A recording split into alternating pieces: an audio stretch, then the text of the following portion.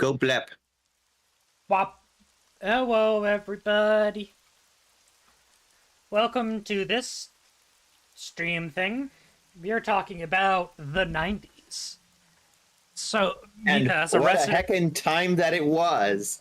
Mitha, as our resident expert of the 90s, please tell us about the 90s. Okay, so first I want to establish two things. One, in what general decade were you born? The 90s. Okay, so when this came out, you were what? 5? Less than that. Okay, gotcha. What year was this actually published? 90. I thought it was like, well, probably on this PDF. It should have a copyright date. Yeah, I mean, we can also Google. 1997. Oh, okay. Yeah. The year I graduated from high school, I was 18. And who boy is this book, the 90s? It is so just the 90s. Oh boy. Peak edge of the 90s of the tabletop RPG space. Mitha, can you say something? Something? Thank you. I just wanted to make sure that people were able to hear you, because apparently it's an issue that I keep having, that I'm not setting up the audio sources correctly. And I think I set them up, and then they don't work, because different things. I don't know. It's working now, though, so... Okay. Assuming that everyone, if we are broadcasting to ourselves, there is anybody truly out there. Silver Cat Boy's out there. Is he? Or is he just a collective figment of our imagination? I mean, when you start dealing with unreality, all concepts of normalcy go out the window, so exactly. I'm not even getting into that. Is any of us really real? How does one become a good girl? Nobody knows. It's impossible to know. So yeah, the 90s were a hell of a time. This basically came out a few years after you were born, and I was already in my angst years, so, you know, this was right up my alley at the time. It's hype, big goth, big, as you can see, the cross on the cover of the book. Big religious iconography, but not in a go Christianity kind of way, because it's vampires, so of course not. No. But we are talking about cults, the cult of the Sabbat, which yes, is kind of why I find this area of Montreal tabletop history interesting, is because a lot of the stuff that we've seen produced is not super Sabbat focused, at least as an enemy. You know, the biggest one that comes to mind is LA by Night. That one's really good. I'm kind of on the second season. I've been enjoying that. There's Chicago by Night. There's lots. I've also been watching LA by Night. Yeah. And I'm on the second season also. Yeah, by our resident Silver Cat Boy, our resident Cat Boy, and unfortunately he has been diagnosed with the Tired Sleepy, so he cannot be with us today. He's also been diagnosed with vampirism, I hear, so he would have been an expert on this topic. Truly. But the best you get is, like, 90s girl like me. Mm-hmm. At least we have an expert on gay women. To cover the full spectrum of vampires, we need an expert on gay boys. So that's why Silver also would have been useful, because as we all know, nobody can drink from neck like that and stay straight. I'm sorry, you can't. That I can believe. I can believe that. Look, yeah. All vampires are at least a little homoerotic, and you can't tell me they're not. You know, I didn't know that when I first got into the whole goth scene when I was a kid in the 90s. I didn't know the whole homoerotic subtext. And I think that is actually sort of a good place to start when it comes to vampire settings in the 90s. Yes. Because a lot of things were just on the down low. If you didn't know the subtext, they weren't going to paint it for you. Yeah, I mean, tell me this woman on the front cover isn't a fucking lesbian. You can't, because she is. At least bi. She gives big bi energy, to be perfectly honest. Alright. Anyway, book is for adults only, though I have gone through and redacted, like, over half the images because I don't want to get TOS triggered. Some of those I probably didn't need to censor, but better to be safe than sorry. So yeah, because the 90s were a hell of a time. Yeah, the 90s. What a fucking time it is. I mean, you saw this type of art in all types of tabletop RPGs. You look at the D&D books had plenty pictures of naked women in them. Yeah. And at least this kind of shows both sides a little bit, kind of. I don't know. But also, I want you to stop for a minute and look at the iconography. Like, look at the word Montreal on the cover and look at the type font that's being used. It's very pointy. Yeah. It's very, dare we say, edgy. Yes. Max edge. And I think that just, yes, maximum edge. It's like, this was clearly the point that we were trying to convey here. Yeah. Hear that, everybody? We're gonna need you to maximum edge this entire time. Do all the edging that you can do, because that's what we're here for. Moving right along from that. You started that one. Subtle slip-in comment there that nobody noticed. Nobody knows. Right.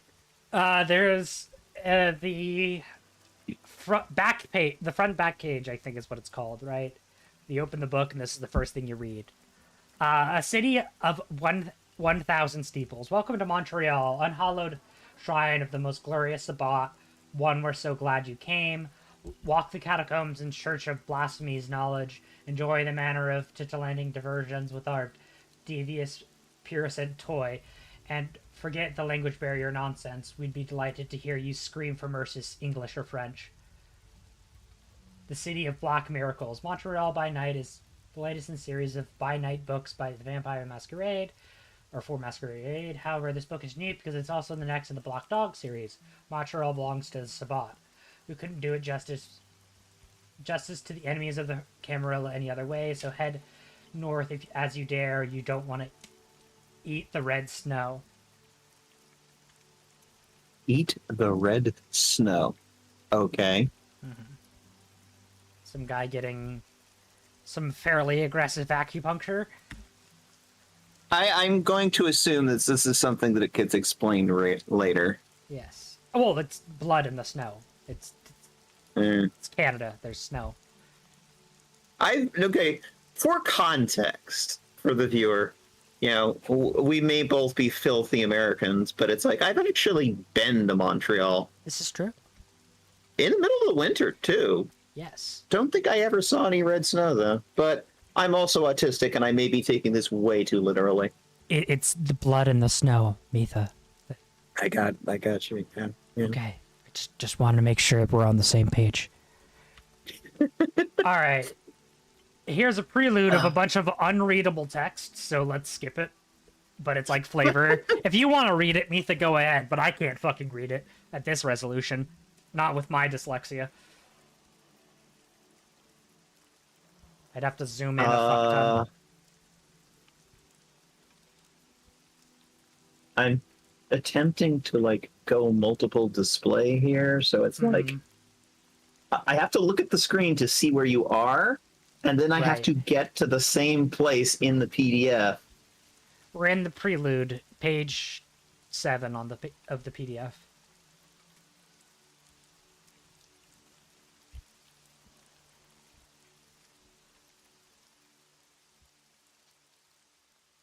Okay.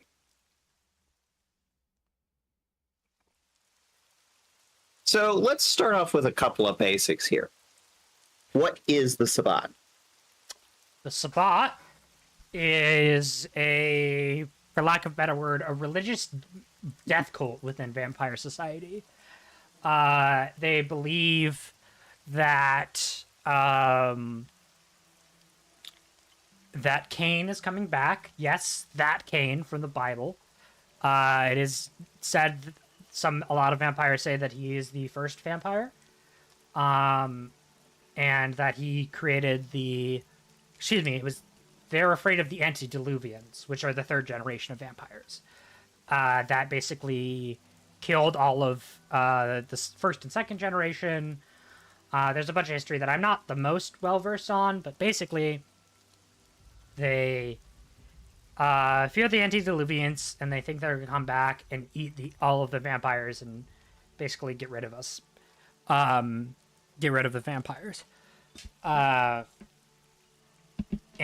it's a death cult because they're about killing people. They're vampire supremacists very often. There's also sex, and I don't know if I'm giving a perfectly good definition. Maybe I should pull up a White Wolf wiki here. We're just trying to make sure we're all on the same page, you know? Mm-hmm. Not everyone here might be a total aficionado of World of Darkness. I'm certainly fucking not. The Sabbat are a loose organization of Cainites who reject the traditions. The traditions are basically the vampire rules set aside by the Camarilla, which are kind of the default vampire government to preserve the masquerade. The masquerade is basically ensuring that a bunch of vampires don't end up fucking dead, because if a bunch of humans knew that vampires existed, what do you think they're gonna do? They're gonna kill all the vampires. That's the Inquisitions were. Yes, those Inquisitions. This references a lot of history stuff. And basically, the Inquisition is a bunch of vampires told the church about other vampires to try to get slightly ahead, and then that got out of hand real quick, establishing the traditions and the Camarilla in the 14th, 15th century, or whatever it was. The Sabbat reject that. The Sabbat believe that in the antediluvians and Cain, which I've already described, also known as the Sword of Cain, they believe there will be an army of the army Cain will use to destroy the antediluvians once Gehenna arrives. Gehenna is in Nodus mythology. Gehenna is the Kidric acetation. God, there's so many fucking words that mean different things that I don't know the definition of. You're just going down the rabbit hole now. Welcome to the world of darkness, Mitha. Acetation is a modern dark fantasy environmental it's the apocalypse, essentially. Vampire apocalypse. Vampire apocalypse. They want to prevent the vampire apocalypse by raising Cain to destroy the antediluvians. Essentially. Cain lives, peace through power. Mm-hmm. Anyway, so they're essentially a vampire religious organization. Mm-hmm. They are a cult. They are a death cult. Cardinal Strathantha? I don't know. I can't read this text. I can't either. We can skip this page if you'd like. I would ask how fortune smiles upon you these days, but I know fate has dealt us a cruel blow. The death of my mentor and your colleague Zhao has left us bereft of a dear friend and a valued champion of the Sabbat.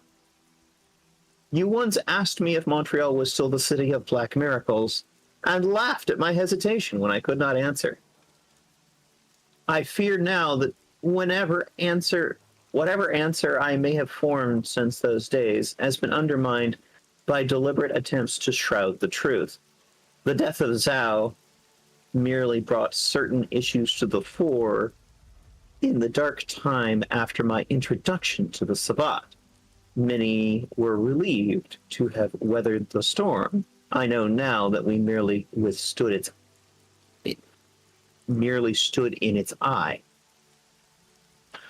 We in Montreal are about to be cast back into the capricious nightmare. Zhao's death, I suspect, was only an omen of things to come. When I was asked to tend to my mentor's remains and belongings, I approached the matter with trepidation. Zhao could do no wrong in my eyes, and I feared, perhaps subconsciously, that assuming such a task would only prove that he did indeed fall to the ultimate weakness. Death. Yet I steeled myself to what had to be done, and discovered an odd comfort in the act of sorting through his belongings. That was when I discovered his codes. Part of why this is so hard to read is because like words are capitalized for no reason. Mm-hmm. This is one of the things that is a massive pet peeve of White Wolf and all the things that they design is they write books in theme. They do not write rules text. They write it like they're a character in the universe, which is cool. But if you're trying to communicate information, it's not a great way to do it unless you really dive into things, you know? Mm-hmm. It makes the material kind of dense and a little unapproachable. Yeah. As you well know, Zhao was fond of artwork, particularly Taoist-influenced pieces. He was quite adept at painting landscapes, applying a balanced approach to the dynamics of nature. He even taught me how to interpret paintings, not as reproductions, but as symbolic representations. I now suspect that he was not grooming me to appreciate Chinese artwork, but tutoring me in how to decipher an intricate code should any harm befall him. In sorting through Zhao's paintings, I came across an art pad filled with Montreal's landscapes painted in a Taoist manner. I immediately noticed the pieces were subtly imbalanced. The yin and yang of features and the animals were still. Harmony was askew. At first, I wondered if these had been Zhao's early failed attempts to perfect his craft, but the style of his brushstrokes suggested this was a more recent work. Whether it was inspiration or luck, something in his pieces urged me to visit the sites Zhao had depicted in his paintings. It was some time before the first mystery revealed itself to me. His paintings, true to his lessons, were not actual representations, but pieces of the Taoist map. Thus, it was through the paintings that I discovered the first of the ledgers that Zhao had hidden in the city. Some time ago, my friend made a discovery that he shared only within the pages that he wrote on. He broke the code to the ramblings of Jacob the Glitch. The Tremere... Aficionado? Attribute? I'm sorry, that word just... I can't... No, you're fine. No idea.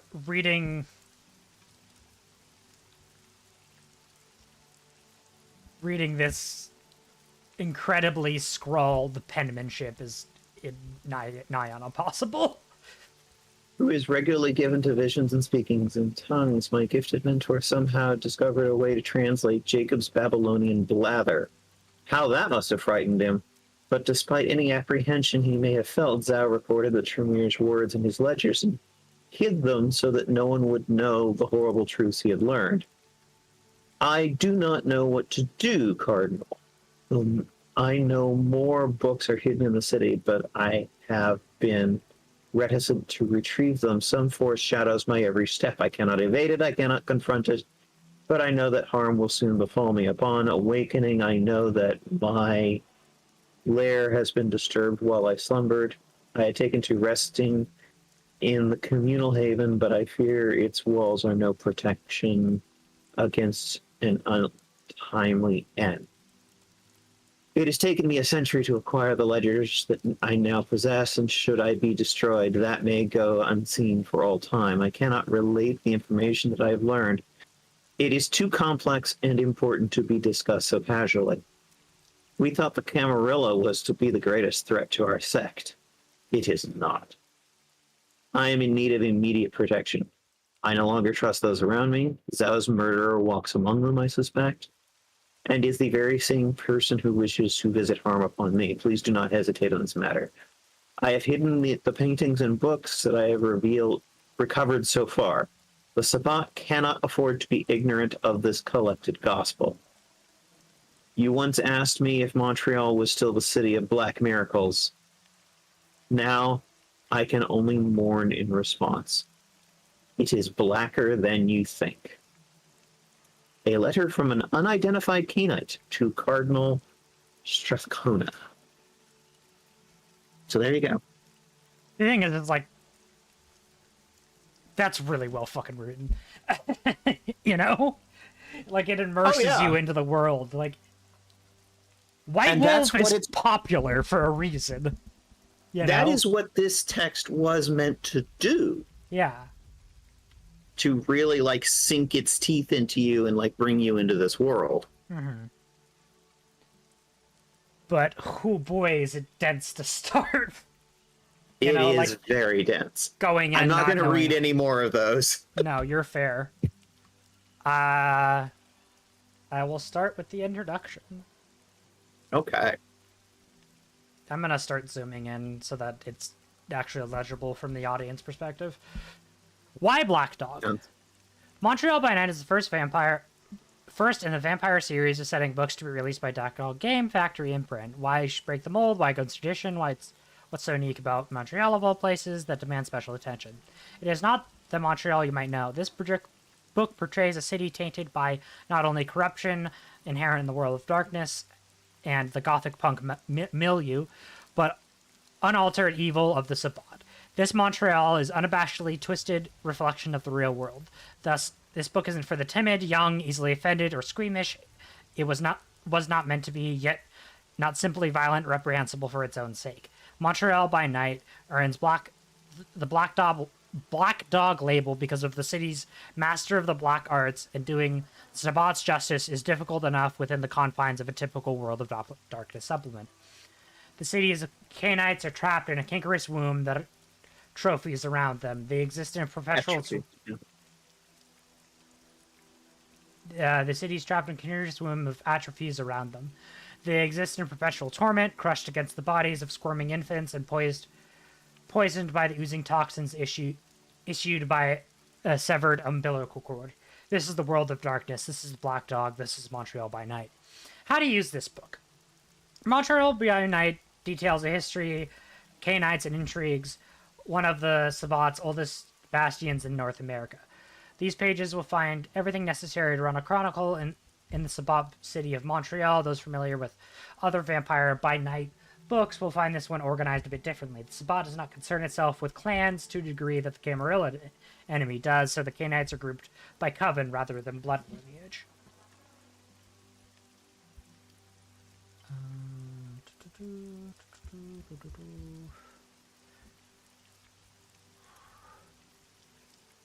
As I navigate around this PDF.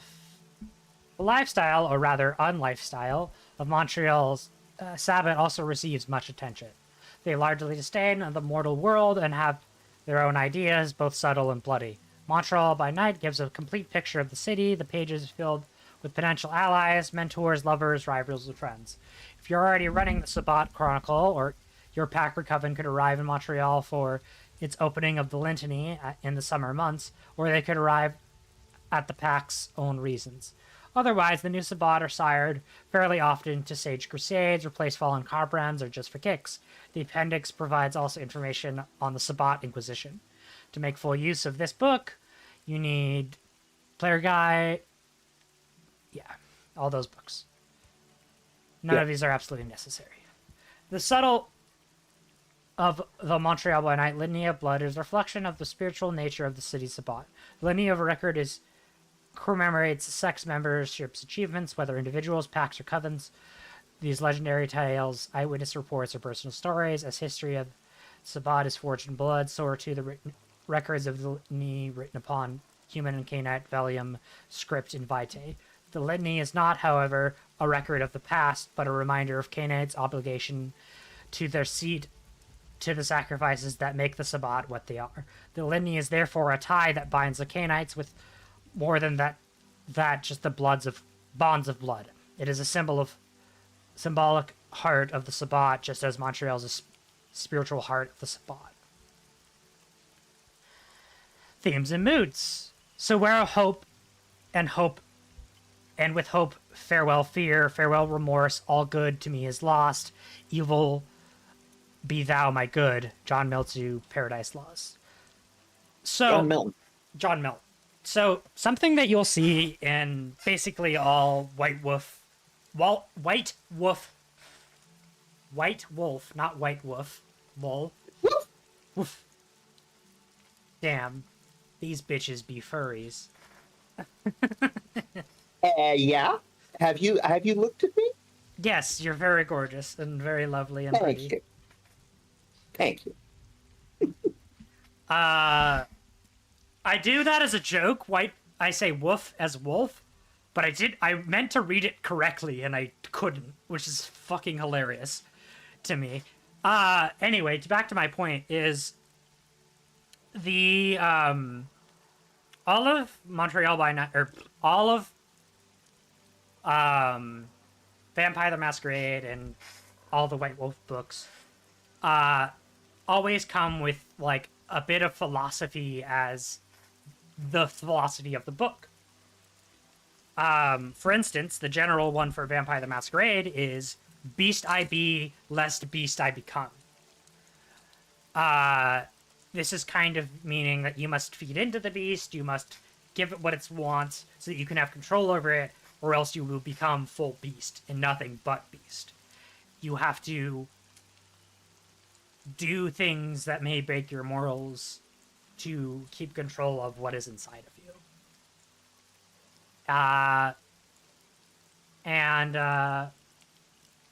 What do you think this means to you, Mitha? This little poem. That the line between good and evil is really gray from where they're standing. Yeah, I would agree. And I think that's basically in an entire lens that we can view this book through, because that's definitely how they viewed it when writing it. These are very important to the structure of their games. And so farewell hope, and with hope farewell fear, farewell remorse. All good to me is lost. Evil through my good. Evil be thou my good. Reading this shit is hard. Yeah, it's very dense. Yeah, we're gonna trying say to get that through it is like a word sandwich. But a lot of good poetry is word sandwiches. In fact, I would argue that is the point of poetry. Exactly. It is intended to be a very carefully crafted word sandwich. Mm-hmm. It is intended very much in its structure to communicate a very dense idea. Otherwise, is it even poetry? Exactly. Yeah, that's kind of the point. Besides, John Milton. Yeah. Brilliant. Clearly. The central theme of Montreal by Night is faith. Faith is used ironically, not in definition, but application. Faith among Montreal Sabbat is a matter of conviction more than belief or religion. It is a driving force behind those who would commit murder because they abhor murder. It is justification of torture in the name of salvation. It explains the unimaginable and is defense for those who make martyrs of their victims. Again, death cult. Yep. Although, is it still a death cult if it's undeath? Yes. I'd think so. An undeath cult? It is the final death, is what it is called, if you kill a vampire. And also, they kill lots of humans, too. Don't you worry. Oh, yes. For the Sabbat, faith is the power to accomplish great things, even beyond the confines of the pack, and Volundre? The Sabbat is severed ties of morality and mortality. Mortality and morality, and filled the resulting void with their own brand of faith. In Montreal, faith is not obtainable ideal, but a reality. Its consequences can both be inspirational and destructive. Mood. Montreal is a city of enigmas, an onion of almost infinite layers, if you will. Peel away one skin and several more await the seductive in what they hide. Montreal is called the City of Black Miracles because in the dark faiths of its nocturnal inhabitants, those who live within the island's confines, whether moral or immoral, should be made to feel as if some terrible force looms just behind the senses. Sort of like the spot itself. Exactly. Montreal is also a city of contrast, where modern skyscrapers tower over old churches and cathedrals. The new and old world clash, not for just for mortals, but for the undead. Mention of the Sabbat conjures images of the crime-infested streets of New York, the despair-griped populace of Detroit, the black heart of Mexico City, where the head of the Sabbat church is in Mexico City, and the moral debauchery of Amsterdam. These modern interpretations of the Sabbat apply to Montreal, but the Canaanites also make Montreal a city of knowledge and faith. New York and Mexico attract the bloodthirsty. Detroit appeals to the downtrodden. Amsterdam lures the abusive. Montreal draws the scholarly and educated among the Sabbat. The problem with the acquisition of knowledge, however, is that it invaluably exposes more mysteries. One of the city's moods feeds the other. Knowledge is therefore the power among the city's intellectual Canaanites. There isn't among them who doesn't have a stake in some secret or another. The damned. There isn't one among them who doesn't have a stake in some secret or another. Yes. Important operative word. Correct. I once again state, I am very dyslexic. Reading is That's hard. okay. I'm here to help you along, DM. Thank you. It is wiser to enter Montreal knowing what factions are at play than enter blindly, which is almost inevitably leads to the final death. The following is by no means a detailed or comprehensive look of the factions of the city, but it is a quick and dirty guide to help newcomers avoid pitfalls of Sabbat maneuvering. Sabbat power structure. Montreal is ruled by both ambition and conflicting vision. The archbishop of the city is Carolina Valdez, foreigner in the eyes of the city. There's no D. Velez. Foreigners in the eyes of the Sabbat. Beneath her in the hierarchy are Montreal's three bishops, the Rose of the Widow's Coven, Lord Ezekiel of Pac 2517, and Alfred Benzini, Shepherd of Cain. Unfortunately, Archbishop Velez rule is not supported by her bishops, and this sets the stage for the power struggle that could tear the city apart.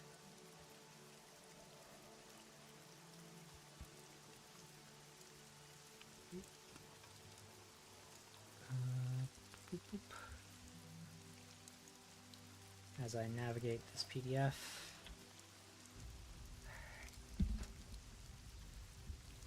Now we get to the black boxes that I've added numerously into this book. This one isn't even largely tame, but I was just like, let's just be safe. Let's just do that to be safe. Mm-hmm. Most of the city Sabbat support one of three contenders vying for archdiocese. Archdiocese.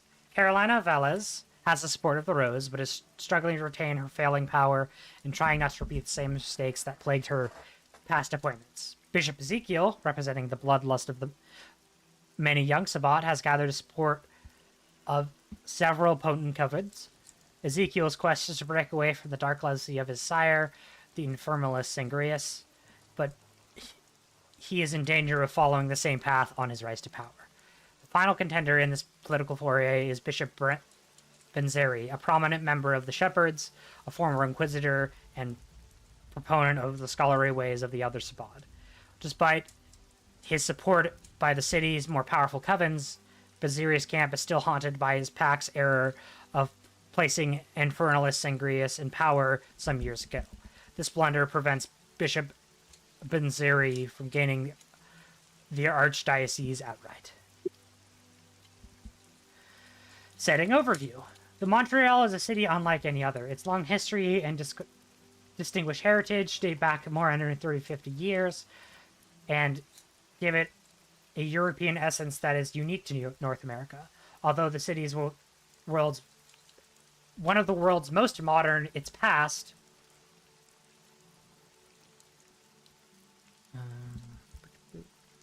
I go next page, please?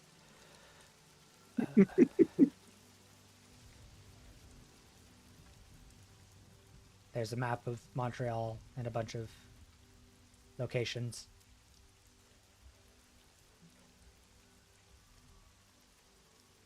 This art is very good, though. Very evocative.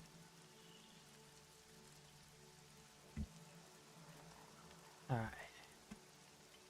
Its past defines it. Many of its buildings were built in the 19th century or earlier, and to this day cast their long shadows from the past onto the present. A city living in history, Montreal witnessed the birth of two countries and the end of the French colonial presence in North America. Montreal's sons and husbands fought and died in 2 world wars, and they survived and returned to a city divided by language differences. The city was a site for the 1967 World's Fair, endured martial law in the wake of 1970's October Crisis, and saw federal troops during the Oka Crisis of the 1990s. Montreal is now a fragile and economically sullen city, faces a new millennium of promises to be just as exciting as the past. Montreal is an island city located on the St. Lawrence River and is home to just over 3 million people, although about 1 million live on the island itself. The city founded on its pride of its citizens, not only because of one of Canada's leading metropolises, but because of its status as the second largest French-speaking city in the world. Montreal isn't only cultural center, but it is financial and industrial one. 4 of Canada's largest banks, headquartered in Old Montreal, city shores are home to the largest inland ports in the world, and Montreal's port is a port of call for many Canadian and American vessels. The island houses a number of industries, including primary oil refineries because of its proximity to St. Lawrence Seaway. Montreal has also become the site of more than half of Canada's aeronautical industry and other high-tech businesses. However, given the recent recession and current political industry, the city suffers. I want to make a footnote here. Mm-hmm. Note that aeronautical is lumped in with high-tech businesses. This is very much a 90s thing. Mm-hmm. Even in 1997, the internet wasn't exactly a thing yet. Yes. It's like they had announced that it's like, hey, this is a thing that is going to exist, but nobody really knew what that was going to look like or how that was going to affect society. Yeah. So we're talking about the pre-internet age. We really are. At least where this book is talking about and coming. Yes. From. I'm just providing some context for the setting. Carry on. However, given the recent recession and current political insecurity, the city suffers. Many leading industries are leaving, downsizing, contributing to a high unemployment rate, and resulting in an increase of the number of people living in poverty. Unfortunately, the current conservative political swing only promises to make matters worse for those unable to survive on its already overtaxed social security and welfare systems.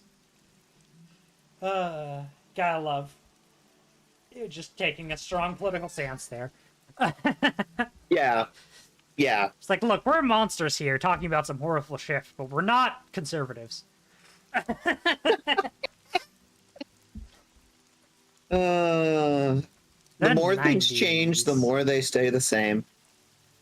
Yeah. Montreal's layout is unusual for a North American city. Its growth throughout the years resulted in annexation of smaller communities, which instead of becoming completely consumed, became virtual cities within the metropolis. Montreal is also a vast multicultural community with not only old stock, those of English descent. Silver Catboy, I'm sure, has some things to say Thoughts and about feelings here. that old stock. Oof. There's a pretty large and significant history of French Canadians being Racism. being discriminated Let's against. Let's just call it what it is. It's racism. Correct. And Pure Lane, those of French descent, but large numbers of Irish, Jewish, Greek, Italian, German, Ukrainian, Chinese, Hungarian, Portuguese, Haitian, Vietnamese, and Middle Eastern inhabitants. Each community gives its district a distinct ethnic atmosphere, which contributes to the city's cosmopolitan flavor. So, I probably want to take a quick break here if you want to continue reading Mitha, but I need to go grab some water real quick, at least for myself. If you want to continue. Okay. The Sabbat and the mortal world. Most of the Montreal Sabbats see mortals as midnight snacks or amusing toys. The Cainite rulers, however, realize that humans are valuable sources of power and pleasure. The prominent vampires in the city all exercise a dark influence over the city's populace, corrupting human souls and violating bodies. The widows, a coven of Cathari pleasure queens, holds a depraved court in its downtown club, driving visitors to acts of complete perversion. Of course, you would leave me to read this part, because, of course, now I want to ask what that means.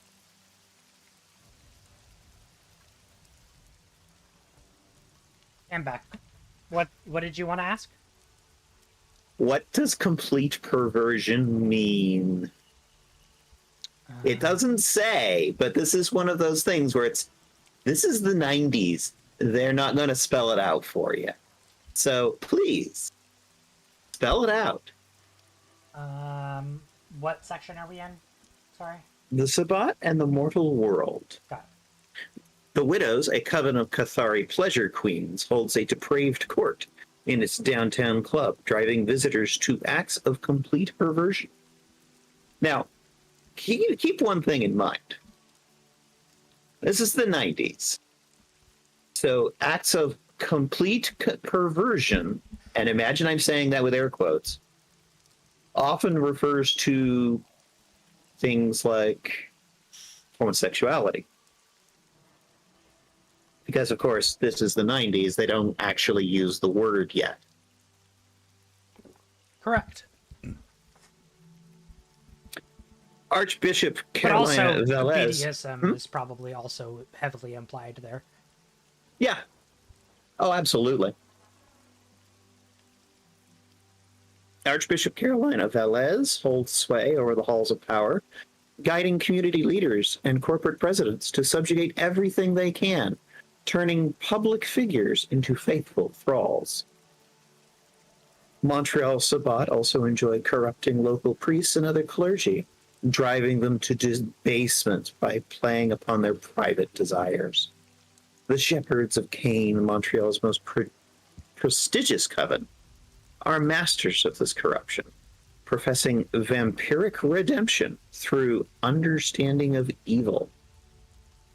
The Shepherds guide mortal clergy to a similar mindset. Prevented from achieving true evil by the shackles of morality, these mad priests seek out the Sabbat's embrace, or end their lives in acts of murderous suicide and take many of their parishioners screaming into oblivion. Do you want to pick up? Yeah. We're traveling to Montreal. Montreal is easily accessible by road, air, and sea. It has two airports. First is Laval, which is located in the city itself. The second is Mirabel National Airport. Language, I mean, it's just interesting. So, language is a critical issue among mortals in Montreal. The city shortly divided between those whose mother tongue is English, who are called Anglophones, and French, called Francophones, or neither, allophones. Linguistic differences reflect the different histories and serious political rifts. Most Anglos and allophones staunchly support the federal system, while many Francophones call for increased power and outright independence for Quebec. For the Sabbat, language issues are viewed largely as legacies of mortal weakness. Ethnic origin is considered important. Ethnic origin is rarely considered important. That's a very important distinction in my brain. Yes, that's a big distinction there. Most Sabbat simply consider language a convenience. They understand both French and English and converse in whatever they find most useful. However, some Sabbat, such as nationalist Marie Helene, a member of the Archbishop Carolina Velez pack, do take language seriously and always look down on those who do not share their cultural heritage. Fun. We were in Traveling to Montreal. Yes. It wraps around to the next column.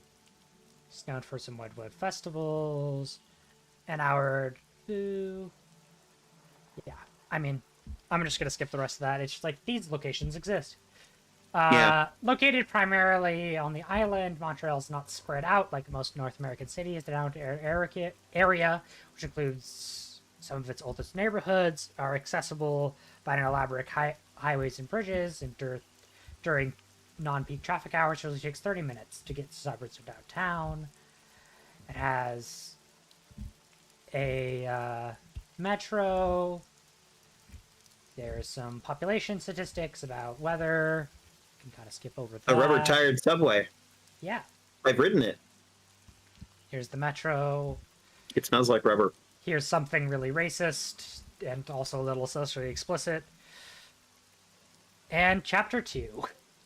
Oh, that's incredibly racist. Oh my god. Yeah.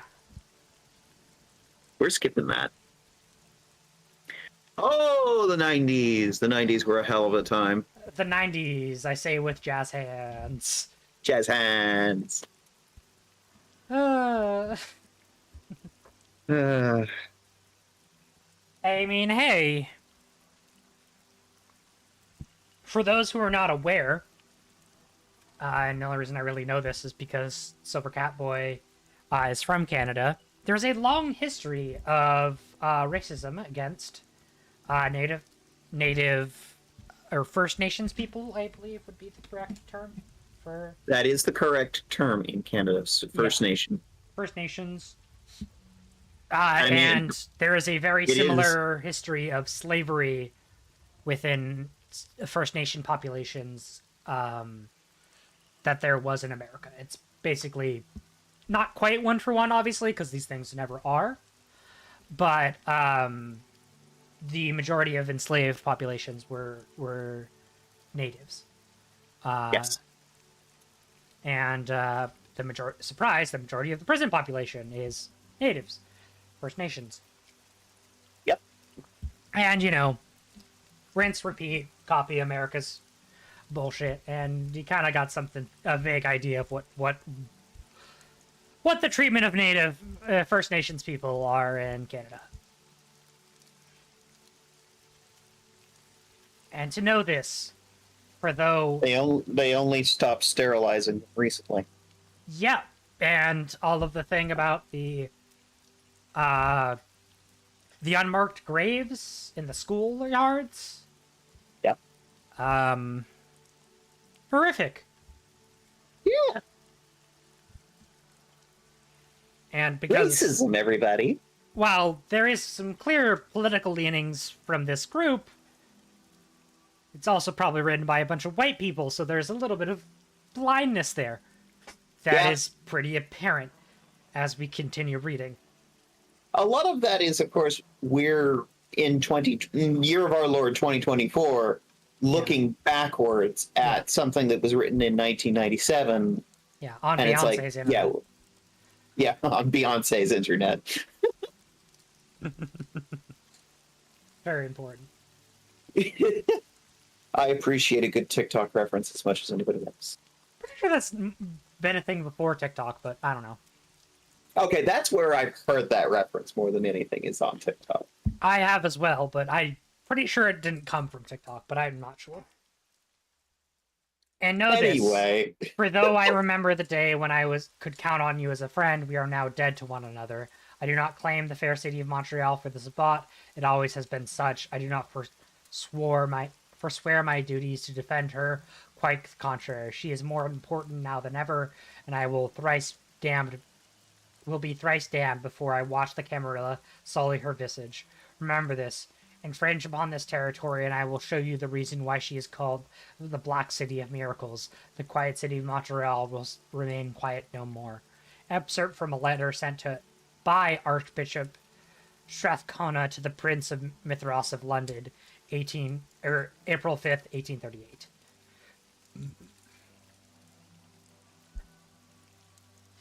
Religion and culture are the basis of Montreal's past, despite the rumors of a political foundation.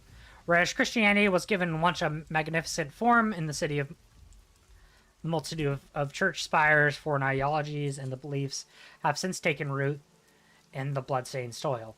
With the integration of Islam, Buddhism, Taoism, Shintoism, animism, is that how you pronounce that? Animism, yeah. Judaism, and 100 other isms, Montreal has become a cultural miasma.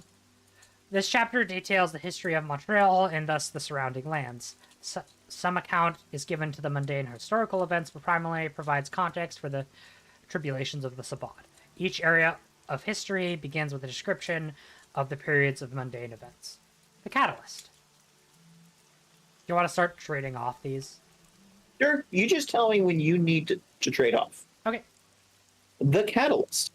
In the 16th century, the Americas were still an enigma perceived by many as either a road to the Far East or a place as rich as the fabled Orient. Regardless, the Americans were considered ripe for plunder. Colonialism. Yes.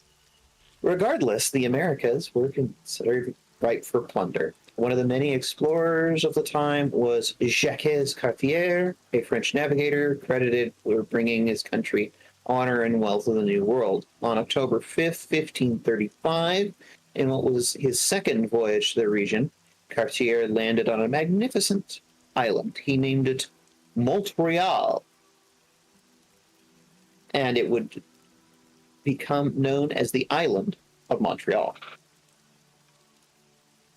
The island was not revisited until the arrival of Samuel de Champlain 70 years later.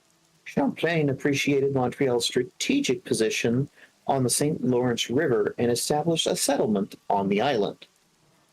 As European explorers set out to claim portions of the New World, France was in the grip of Toreador debauchery. Oh, good, the Toreador. Yes. And many vampires began to tire of their game. Europe was a hostile place, and bidding power was a gamble that few could risk. Many disenfranchised groups sent scouts to accompany the galleons that traversed the Atlantic. They hoped to escape the ancient Cainite aristocracy that ruled Europe. Cartier's vessel, the Emerillon, was accompanied by two damned souls, Louis Drapeau, a French gangrel named Antitribu, a French gangrel, Antitribu scout, who I don't know that word, Antitribu. Yeah. Look, we don't have our person who literally speaks French. You have to forgive us. I'm going to apply that one to Silver Catboy later. It's what is this word? Who scouted? Scout who represented the interests of various Sabbat covens, and a mortal infernalist named Terence d'Ebouville. The journey proved to be a success. Montreal was discovered. Drapeau prepared the island for the coming of his Cainite siblings. knowing that the elitist French toreador would never leave their ostentatious homes, let alone consider making the transatlantic journey. It's actually Montreal stood. Yeah. Montreal stood ready to be claimed by the Sabbat. Unknowns to Trapeau, de Beauville pursued the interests of Metathiax, one of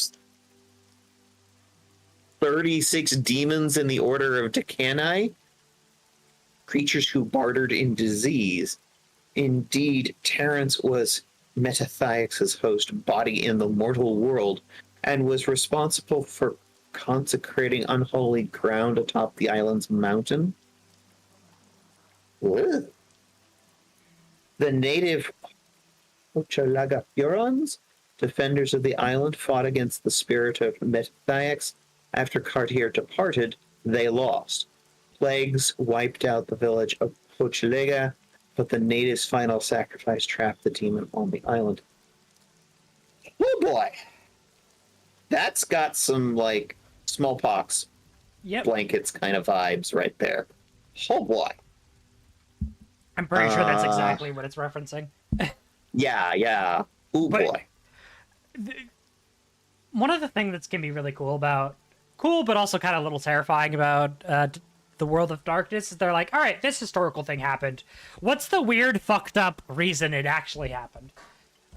You know? Okay. Angels, demons, vampires, werewolves, all that shit. I'm not entirely convinced angels even exist in this setting. Oh, they do.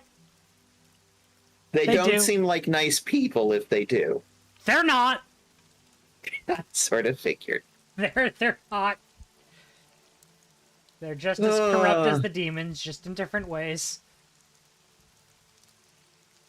The remainder of the century proved difficult for the French Sabbat, as they had to move swiftly if they were to make their escape from the continent undetected. They needed a cover for their mass exodus, and the opportunity did not present itself until Champlain departed for the New World. The Ville Marie colony. And then I'll take over, and then you'll take over the next. Let's just go off these like subcategories. And also, they had to move slowly, so they weren't noticed. Kind of, is this the idea? Ville Marie colony. Montreal proved to be a literal godsend for those of the Christian faith. That's its whole other history thing that we could go into.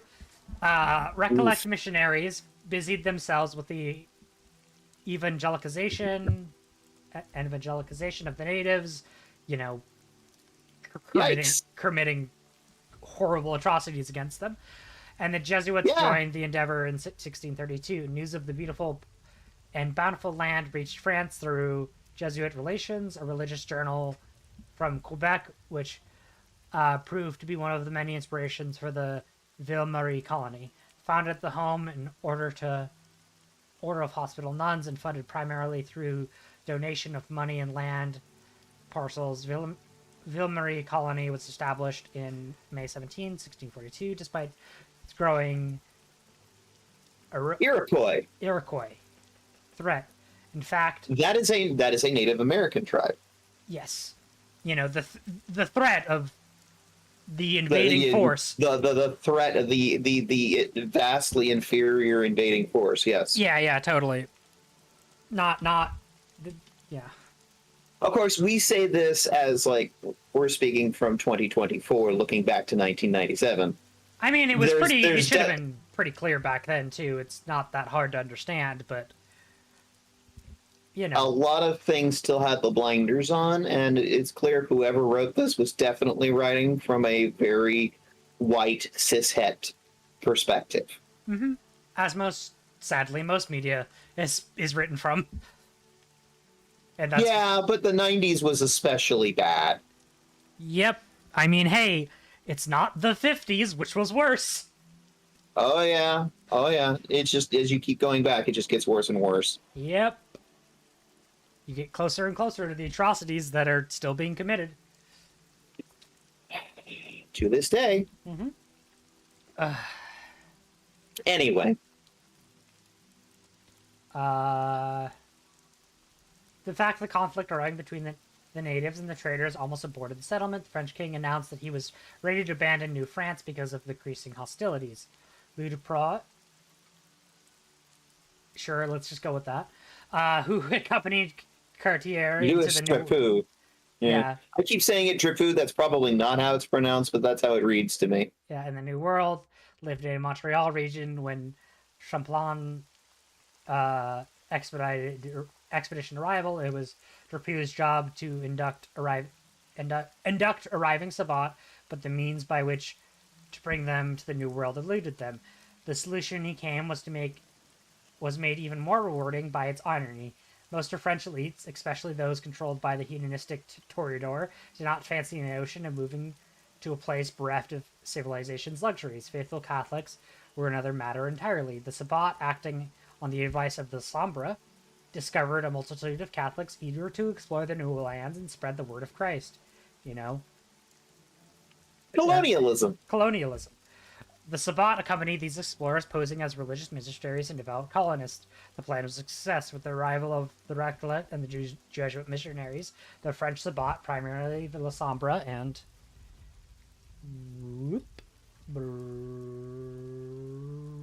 Oh, God. That's why I feel like I have to zoom out each time. The gangrel attribute. Mm-hmm. There's that word again. Set foot in New France. Meanwhile, Louis Dupuy began using the Jesuit relations to send secret messages back to the France Sabbat. With the aid of missionaries, colonists of Ville-Marie, and military forces sent to protect the fledgling colony, close to a dozen Sabbat escaped to the New World. While most immediately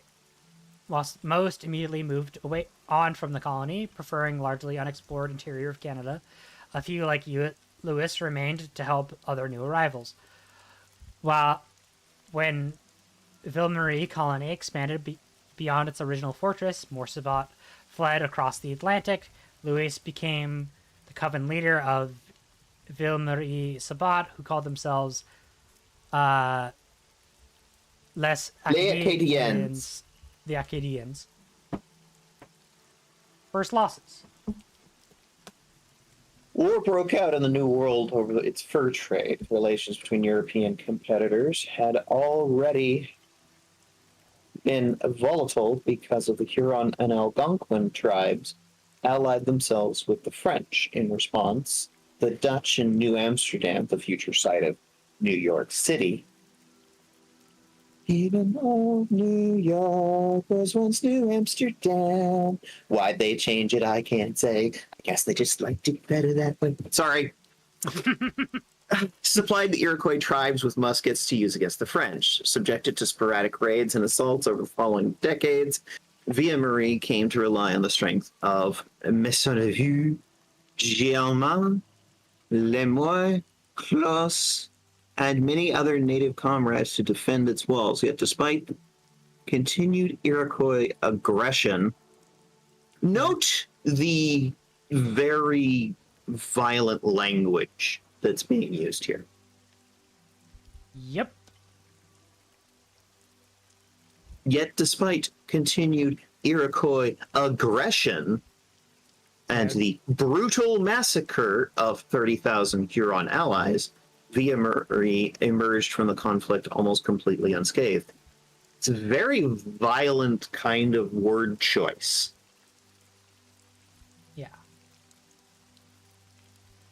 No longer encumbered by Europe's camarilla, the Sabbat acted up on their predatory whims. They stole into native villages, skinned adults, and fed on children. It didn't take long for the Iroquois to retaliate in significant numbers. I wonder why they were retaliating, you goddamn awful. Yeah. They attacked the most obvious target, Ville-Marie. The Sabbat were at a disadvantage. The first attack came in June of 1643, when a group of settlers toiling outside the fort was ambushed by an Iroquois war party. Again, very aggressive language. A war party. What frightened the Sabbat was not the attack itself, but the fact that it happened during the day while they slept. The Iroquois were not idiots. I'm pretty sure they figured it out. Yeah. But the fact that 5 Sabbat left via Marie that night to stage a counterattack, but hopefully prevent the Iroquois from approaching the colony again, that was a mistake. The Iroquois were prepared and outnumbered their opponents. Not even disciplines could save the Sabbat from being overwhelmed. Almost all the Acadians, including Louis Derpoux, were dragged down and torn limb from limb, leaving the French colony under the care of only one Sabbat, a Zamichi named Kona, and his Bratovich attendants. Oh, good, a Zamichi. I'm sure that's going to go well. Yeah, disciplines are basically the vampire superpowers. Yeah. When reinforcements finally arrived, not even Connaught's ghouls remained. He sacrificed them to buy himself time, forcing them to scour the forest and preoccupy the natives while he spread thaumaturgical rituals to protect himself. During Sunday Mass, however, his wards were undone by unexpectedly potent surges of faith, and he had to rework his arts on the following nights. So, yeah, there's some interesting stuff with, like, mortal faith being able to combat certain types of vampire magic and rituals and stuff. That is... They don't specify what faith, though. It doesn't matter. No, it really doesn't. It's like, it could be the native faiths, or it could be, like, religious mumbo-jumbo out of the Catholics. It's more focused on, at least in current editions, I don't know how it was represented in 1997 when this released, but in current editions it's very much focused on the strong belief that it is where the power comes from. It doesn't matter, it's not the body of people that are... It's not the religion itself that's giving the power, it's the belief in the religion and the strength of belief of the individual, which is interesting. But yeah. Your turn. The new Sabbat took their places in Ville Marie and perpetuated the name of Lars Acadians, with Cornaud as the pack priest. Although the Iroquois' aggression continued well after 1666 with attacks on colonists and the native tribes allied with the French, it was the Sabbat, disguised as the natives, who were responsible for a great deal of the brutally inflicted on their own countrymen. The one thing I don't love about that is it very much, like, takes away the agency of the natives. Yeah. I don't love that. No. And I mean, honestly, if there were literal monsters skulking into your village at night, brutalizing people and especially children, I'd fucking attack back. I'm on the side of the Iroquois here. I mean, being on the side of the minority being discriminated against is always generally going to put you on the right side of history. Yeah, well, also the Sabbat are definitely not the right side of history, so no, that's also a thing. There's something to be said about... What's interesting about this is they're very clear... This book very clearly understands the Sabbat are not good people. No. Oh, God, no. They're very open and clear about, hey, these people are monsters. Mm-hmm. I mean... People are fucking monsters. I think that's... could be said about all vampires. That is generally there are good vampires theoretically, but beast I be, lest beast I become. Exactly. It's like at some point, if you do not temper your own relationship with your beast, you become just a monster. And it feels like a lot of these Sabbat are just monsters. Yeah.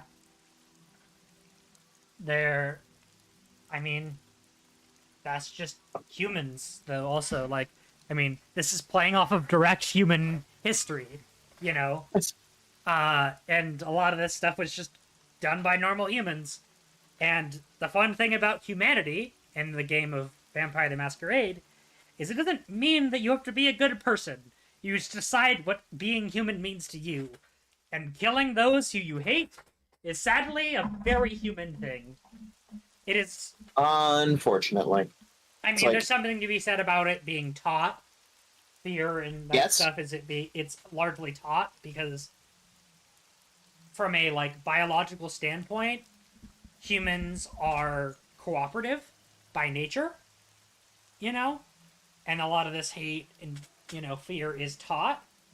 But, nature, nurture, what is what? It's these things have been debated as far back from since philosophers first existed. It's been debated.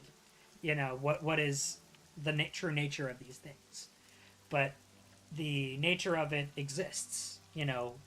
Be whatever vector it comes from. It does. One thing that I want to sort of put a pin in your head as we read this is like, so we're reading this in 2024.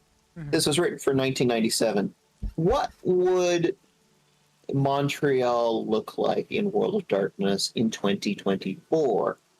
Mm-hmm. A full, 20 years later? Yeah.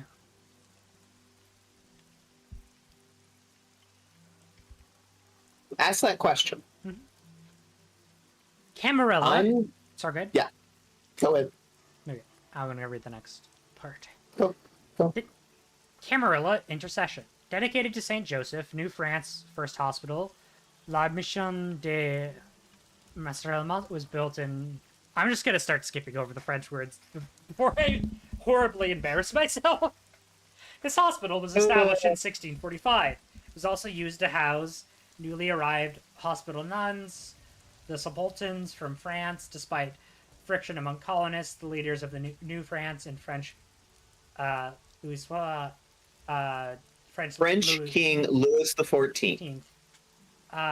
People took up residence outside the original fort in 1648. In 1653, yes. The mindset of particularly brutal conflicts with the Iroquois in Montreal was blessed with the arrival of over 100 skilled laborers who helped expand the colony. By 1663, the Sultans took control of Montreal Island, which followed by the arrival of France's Carter Regiment. The military force was responsible for building more forts and launching an initiative against the Iroquois that brought over 20 years of massacre of native peoples. Sorry, that's what's written there, right? That's not what's written, but that's what actually happened. Yes. That's the book actually says, brought 20 years of peace to the region. It's like, no, it was 20 years of massacre to the Iroquois. Yeah. Let's call it what it is. Peace to the white people. Peace to the white people, death to the natives. Yeah. Yeah, let's just call it what it is. Events conspired against the Sabbat of Ville-Marie in the mid-17th century. Despite the lack of hard evidence, Camarilla authorities in France began to suspect wrongdoing in the Americas. Reports of torture and rumors of children being mutilated into living mounds of bone and flesh were no longer attributed to the Iroquois. A subsequent investigation revealed the possibility of unapproved immigration to New France. The Toreador quickly clamped down by establishing control over the area and by placing pawns in key positions. Relations between colonists and the bureaucracy of Quebec soured. The Soirée de Notre Dame de Montreal... Société de Notre Dame de Montreal. A group of investors in France that sponsored the Ville-Marie colonists, and it was initially used by the Sabbat as a cover for their flight west. As the Toreador investigation of the colony continued, the Sabbat pulled out of the Société de Notre Dame and searched for alternative routes to Montreal.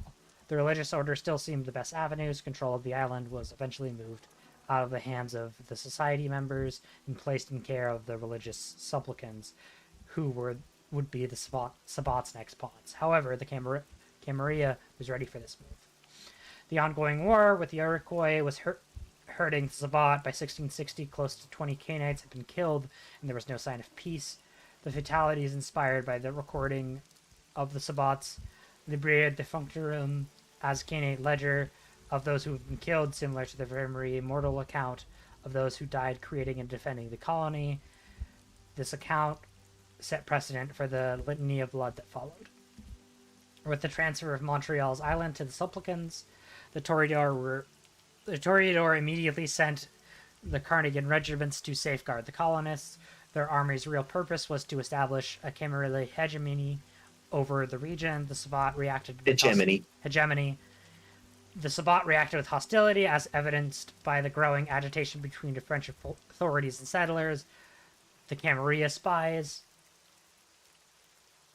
began tracking down the suspected agents of the Sabbat, torturing them, and introducing Tutendil's false confessions, and eliminating the completely innocent families.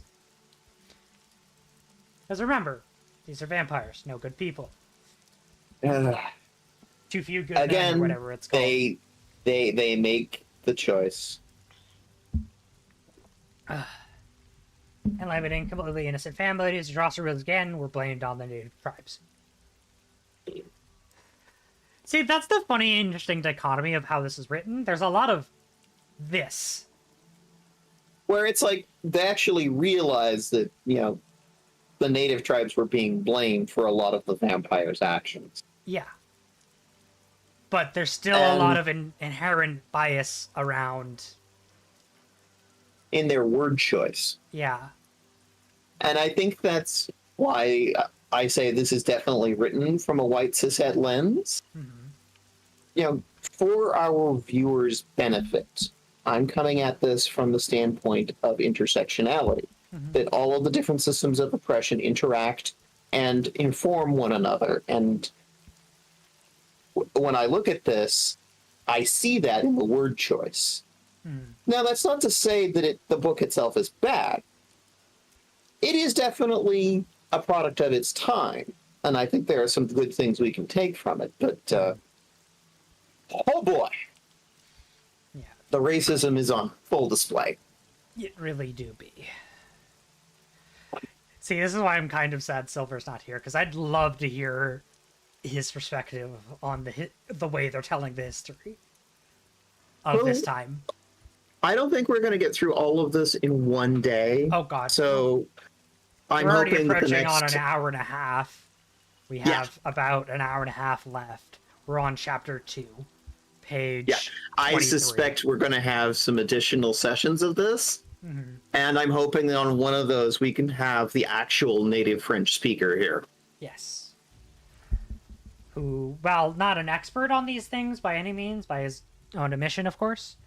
Yeah, but he at least knows how to pronounce the French names better than two fucking whiteys over here. So fucking true. Look, give me, like, Spanish Mexican names. I can do a vague attempt. I'm not going to say Villa de la Valle, like my stepmother does. Villa de Valle, I can pronounce Spanish words at some fluency. Oh, yeah. Due to my upbringing, but I'm sure you can as well. Since you've been living in areas. I've been living in California for a long time. It's like I've been inundated in a lot of Spanish. I took some Spanish in high school. Mm-hmm. Mostly so I could communicate with other people around me. Yeah. Anyway, where the fuck were we? French has never been my strong point, but the thing is that English has a lot of root in French. English is a garbage language that steals from everywhere. Yes. So it's like, I have at least a little bit of French in me. When the military initiated its offensive against the Iroquois, the Sabbat dominated the settlers, known as the Blue Hoods, to misdirect the armies all over the New York countryside. It was only when it occurred to the Sabbat to use the French army against the warring tribes that the Iroquois were defeated. In 1667, Massacred. Yeah. Peace treaty was implemented, although the Camarilla maintained a presence in Villa Maria, the Sabbat remained rooted in the colony and was more in control of than the Toreador or whatever. Indeed, the Sabbat was now 2 packs strong with Les Estadians and Les Capre Bleus, the Blue Hoods. The Black City of Miracles.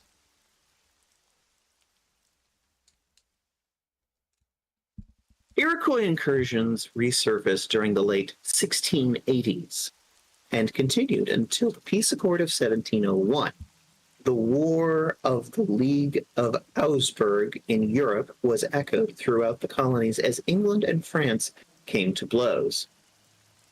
This was only one of many wars that threatened the fledgling settlement. Montreal itself was graced with favorable luck, though, escaping occupation during both the War of the League of Augsburg and the War of Spanish Succession.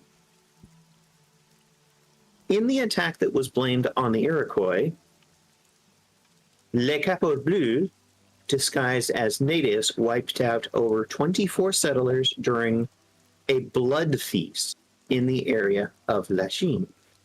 Body parts were left dangling from trees, and several adults were forced to gorge on blood before they were drained. This period also saw the emergence of 2 new covens, Les Miserables, the Vile Ones. Bet you didn't know that's what that meant. No, I didn't. And I kind of feel bad as a musical theater nerd. Yeah. Les Miserables, the Vile Ones. And the Shepherds of Cain, Peace Through Power. It was also during this period that Montreal Sabbat began to notice unusual events that would later be termed collectively the unknown. The incidents ranging from missing Cainites to failed creation rites and mysterious attacks all resulted from the trapped demon Metatheax's growing power. We're back to demons again. The shepherds, having proven to be a potent coven, sent their missionaries to the other North American cities. Many returned with genealogical information and histories of other pacts, coupled with Montreal's own Liber Defunctorum in 1740, the Litany of Blood was born. During the War of the League of Augsburg, the expedition launched against Montreal by the English was abandoned following an outbreak of chickenpox. Wow, who would have saw that coming? In the War of Spanish Succession, the British were forced to withdraw twice, once due to a shortage of ships, and a second time when 8 large transport vessels sank, drowning 1,500 troops. In the last incident, many Sabbats scoured the submerged wrecks and stole souvenirs and bodies. Because, vampires can do that. Yeah, when you don't need to breathe air, swimming is really easy. All right. British conquest. We are coming up on an hour 40. Do you want to take a quick break here? How's your voice feeling? I definitely need to wet my whistle a little. Okay. Do a quick bio break if you need it. Get some water. Take your meds. Grab a snack. Cycle those fluids. And we'll be back. Hey, at least this settler's painted very obviously in a negative light. I'm still on the Iroquois side. Sorry. Of course. Naturally. We all are, but, well, all of us that are sane. Anyway, self-care break.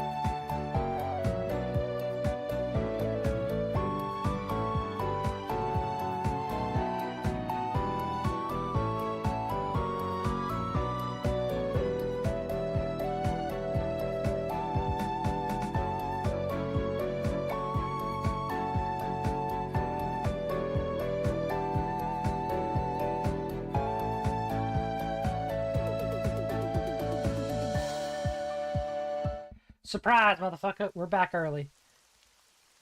Bet you didn't see that coming.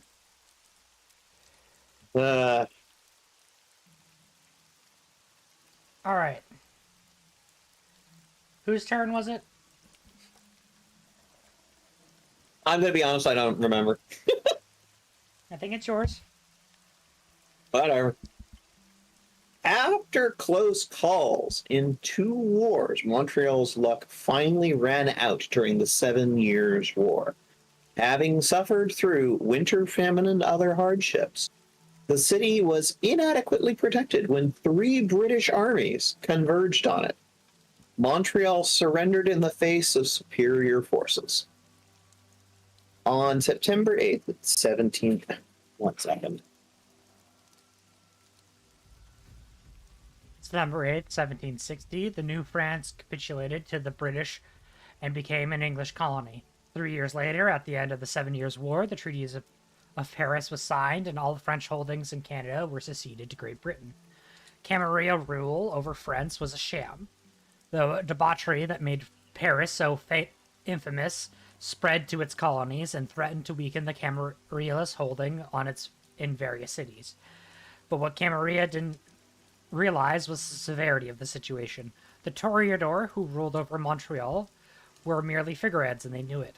They spent most of their time engaging in frivolous social escapades in their mansions at the Chateau de Verreau and the Chateau de Ramsey,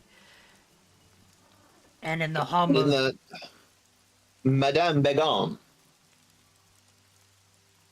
You want to start The again? centers of the centers of Montreal socialite community. These 3 homes served as feeding grounds for the Toreador, and as places to engage in a variety of vile games. While Camarilla kindred watched, mortals were encouraged and dominated to R-word slaves and participate in orgies and duels to the death. Montreal eventually became a drain on clan assets, but European Toreador had no way of severing ties with the region without losing their high standing in the Camarilla. During the 7 Years' War, when New France was close to being lost, Montreal's Toreador fled to Paris, leaving the city to the British. The consequences of their actions were not realized until later. Montreal was left with a power vacuum, and the closest British Camarilla members were in Boston. Boston. The Sabbat seized the opportunity and annihilated all remnants of Camarilla presence on the island. The city was under their quiet control by the time the British claimed it. And more Camarilla vampires were sent in. Though outnumbered by new Camarilla forces and British troops, the Sabbat could not be rooted out of the city. While Sabbat infested New France remained a weighty Camarilla issue, the Toreador believed they no longer needed to deal with it and did little to assist the new Camarilla regime in Montreal. The fate of Canada was ratified under the Treaty of Paris. Montreal, now a British colony, became primarily a Ventru concern. Because, of course. Naturally. They're all about them political bullshit. Mm-hmm. Your turn. Strathcona. Under British occupation, New France was divided into 3 districts: Montreal, Quebec, and Tres-Rivières. Following the Treaty of Paris in 1763, this was amended, and the 3 districts were brought together. The supplicants were forced to assume British nationality in order to maintain ownership of the island. They had been regarded with some suspicion following the acquisitions that they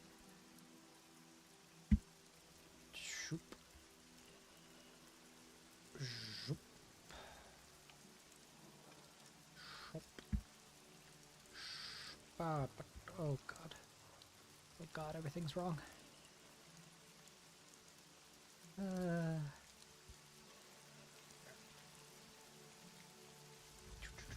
You're on the wrong page. Yes, I'm aware.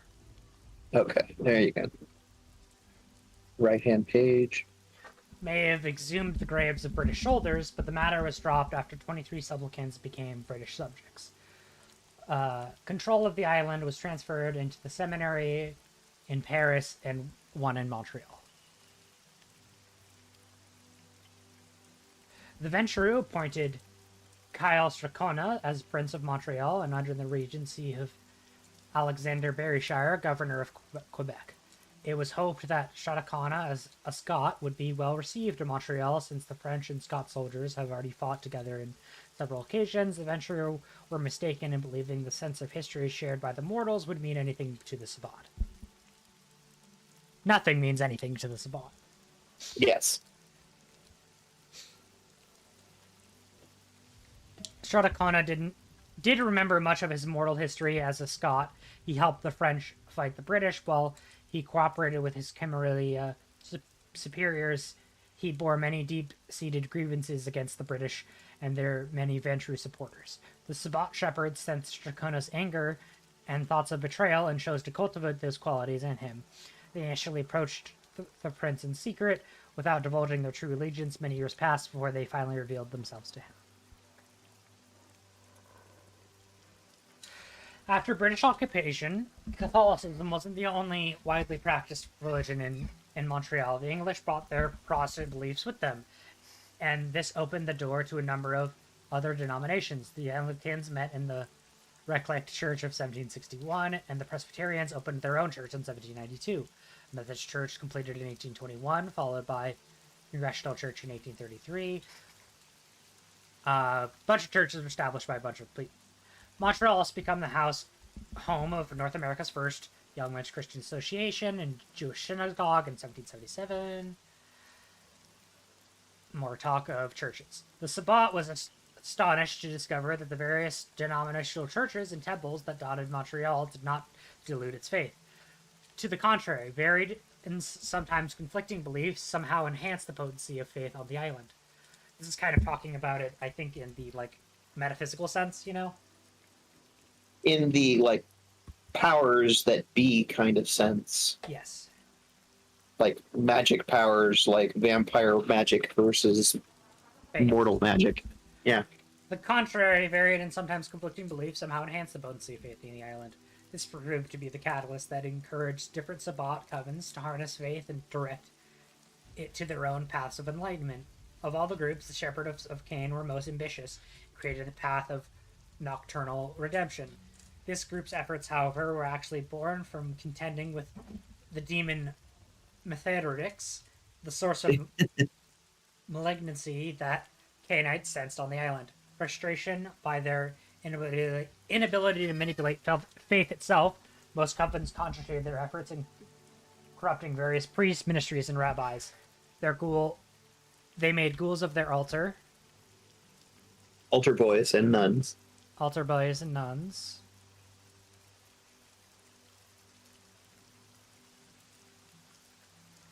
And made them more attractive through the use of vicissitude. Yes.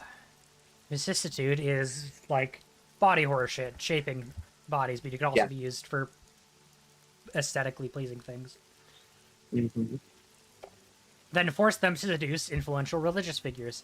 The Sabbat forced corrupt clergy to direct misguided worshippers to the Canaanites' blood cults and held the feasts and sacrifices in churches' pulpits. Posing as priests, some Sabbat even used confessionals to discover hidden vices and enticed mortals with their own sins. The Sabbat held one thing over the Camarilla, was misinformation. Fake news. Camarilla truly believed that Sabbat was not only capable of manipulating and circumventing the faith that permeated Montreal, but the sect was responsible for its freakish events attributed by the unknown. See historical addendum at the end of this chapter. The Sabbat was willingly fostered this reputation. Only pride prevented the Ventrue from asking the Tremere for help, as it was arrogance that kept the Sabbat safe. American dreams. The American Revolution of 1776 swept through the 13 insert word American colonies and Canada was included in the Patriots' dreams of emancipation from the British. Britain, fearing that Quebec would rebel during colonial unrest, ratified the Quebec Act 2 years later. This established the boundaries of Quebec, reinstated French civil law while maintaining English criminal law, and guaranteed religious freedom. Montreal still had its share of sympathizers for the Continental Congress of Philadelphia, though, that following led to the belief that the city would fall in with the revolutionaries. With the arrival of congressional troops, Montreal was abandoned by Governor Carleton, who deemed the city's defenses incapable of withstanding invasion. General Montgomery, having landed on Nuns Island, chose not to invade Montreal out of fear of offending his French sympathizers.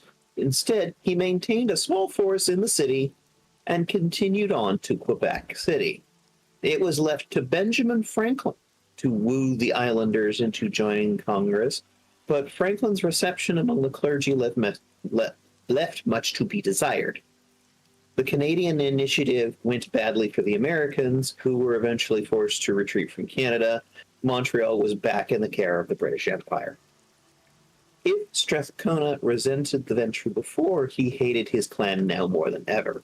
With the threat of colonial secession, the Primogen and the Camarilla kindred of Montreal took steps to abandon the city in order to salvage their precious power. Many kindred joined Governor Carleton on his exodus from Montreal, and together they fled straight into a Sabbat trap. The shepherds said, "It's a trap." The shepherds sent 3 nomadic packs: les voltigeurs, the acrobats; les griches fromage, the gray cheese. That's a very literal translation. The gris fromage. Omelette de fromage. Omelette with cheese, thank you. The only French I know. Thanks, Dexter Laboratory. And Bloodfoot to ambush the escaping entourage, which had taken to the river. Hidden on the river shore, les voltigeurs fired on the carnival, while les gris fromage and the Bloodfoot remained underwater and eviscerated the men they dragged off of the boats. Of the 130 troops and 14 vampires escorting the governor, only Carleton, 5 of his men, and 3 kindred managed to escape. Strathcona was among the few Camarilla kindred left in Montreal. The others called him a lunatic for staying. He himself expected to die. Instead, Strathcona was invited to join the Sabbat under the sponsorship of the Shepherds. The Sabbat were very close to claiming the city openly, but needed to eliminate the Camarilla's presence and scare the sect enough to prevent its return. Interesting. Yeah. Outright warfare would not be sufficient, and the Shepherds believed that the conversion of Strathcona would help the Camarilla make the decision. They simply needed to wait for the right time to act. Impressed by the Sabbat's sense of community and tired of Camarilla games, Strathcona joined the sect. When Camarilla forces did not return to the city, Strathcona continued to pose as a prince and as adjudicator of Ventrue will. Secretly, he helped plan a Sabbat coup. Several decades passed before an island was threatened again, but those few years of peace allowed Montreal to prosper. The newspaper that would eventually become the Gazette began publication in 1778. Multimillionaires such as McTavish, Molson, Drummond, Frobish, and McGill created financial empires that put Montreal and its 2,500 inhabitants in the world economic map. In 1793, the act of bringing new slaves into Lower Canada was declared illegal. Slavery itself was abolished in 1833 by British Parliament. I'm sure that totally fucking happened and wasn't circumvented in various ways. Jim Crow. Yep. Indoor plumbing was established in 1801, the first Gower street lights corrected in 1815, and Montreal's police force was founded. Beyond 1813 scare of the American forces invading Quebec, these were progressive years. The Sabbat waited to take power, but it's not to say that they were idle. The Shepherds had already assisted in the first Sabbat Inquisition, while various nomadic war packs, such as the Vautries and the Bloodfoot, remained in Montreal awaiting coming conflict. These two packs, compromising the French and native Sabbat, were created to help with city invasions and usually remained around until a job was done or they died. Les Portuguese and Bloodfoot were the first two war packs created in North America. The Widows also formed during the Quiet Period. The pack quickly garnered a reputation for its brothel and depravity of its customers, pedophilia.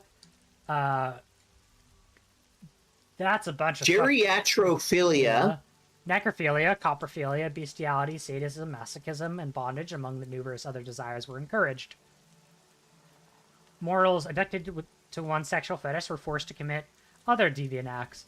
While this was taxing on and often deadly to the widow's staff, big fucking quotation marks there, patrons were made brothel whores to replace the Canaanites who were lost. Lovely. Oh God, yeah. Meanwhile, the remember, the Sabbat were not good people. No.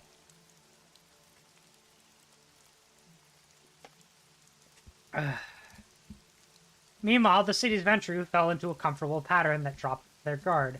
Many even have been corrupted by the Sabbat and visited such places as the Widow's Brothel. Montreal is becoming Canada's major commercial center, and the Camarilla of the island enjoyed the wealth they reaped. The Cliche Ancilier were already linked to an old boys' club, and few neonates were welcomed into the city. Stracono watched as his supposed brethren spent nights managing their useless wealth or carousing under the roofs of the Brewer Club, the Exchange Coffee House, or the Mansion House Hotel. The waiting time had come to an end. It was time for the Sabbat to act. The Sabbat triumphant. With the British loss of the American colonies, many loyalists, mortals who were still loyal to Britain, fled to Canada. They settled primarily around the Great Lakes and in eastern townships. This influx of British subjects demanded that Canada be divided into two separate entities, known as Upper and Lower Canada, with Montreal as the latter. This immediately created friction as the government representation between the two regions was to be equal, but the actual population count gave Lower Canada a 14-to-1 advantage over Upper Canada. To make matters worse, 500,000 French Canadians were underrepresented in government and were paid salaries close to half. Yeah, underrepresented is a massive understatement. I'm pretty sure they didn't exist in government until, like, very fucking recently. And they were paid salaries close to half those received by their English counterparts, whose population numbered only 75,000. With tensions nearing the breaking point, the two factions each took to their political corners. In one was the Fils de la Liberté, which represented the French, while British honor was upheld by the Loyalists and the secretive Doric Club. In a fateful rally that began the actual 1837 to 1838 rebellions, the two groups came face to face, and a riot was barely averted. Later, Governor General Gosford ordered the arrest of the Les Patriotes in an effort to quash the fledgling movement. Bad move. But it's only succeeded in strengthening the opposition's resolve. A full-fledged revolt followed. Martial law was declared in Montreal, and by April 58 patriotes were exiled and another 12 were executed. Later, another 64 were shipped off to the penal colony of Australia. That's an entirely different set of history. Yep. And 10 more were put to the gallows. The British minority retained control of Montreal. Strathcona's decoy was a complete success. The Primogen of Montreal were aware that something was amiss with their prince, but believed it had more to do with his liberal stance towards the French majority than his actual Sabbat ties. Mithras, the Ventru Prince of London, sanctioned Montreal's Primogen to remove Strathcona from power, but advised them to move slowly lest they make a martyr of him amongst his French supporters. Quick historical note. French speakers were the majority because this was a colony of New France first. The only reason why the British were here were because they essentially conquered this area and made it a British colony. Yep. They are not a majority here, they are the minority, and what we have here is a situation of minority rule. Mm-hmm. The Primogen formed the Doric Club to facilitate their control over the subservient loyalists. In an attempt to discredit Fils de Liberté, the Doric Club tried to draw rabble-rousers into an armed conflict, hoping to pin the blame on the French and Strathcona. The Primogen moved, however, without thinking of the repercussions of their actions and had no inkling that the plot would be used as cover for a Sabbat offensive. The Camarilla was caught completely unaware as the Sabbat themselves rioted. By the middle of December, most of the Primogen were dead or being tortured, and Montreal belonged to the Sabbat.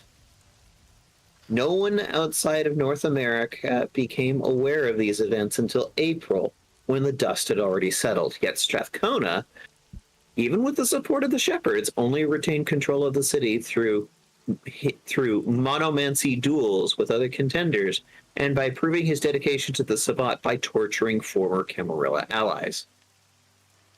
Oh boy. Despite allegations that the Sabbat takeover was accomplished through Camarilla tactics, Strathcona was admired for his cunning. However, the former prince, realizing that taking Montreal was not enough. The Sabbat needed ammunition for the future, and the only thing that would impede British Ventru from counterattacking was disgrace. Since the Ventru were already embroiled in a conflict with the Tremere of England, oh, good, the Tremere, oh boy. Mm-hmm.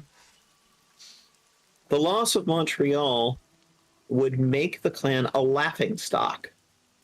The Ventru, therefore, did the only thing that they could to protect themselves. They covered up their loss, the abdication of a clan prince, and the fact that they allowed their guard to drop, the very same error that they accused the Toreador of committing when that clan was in control of the region.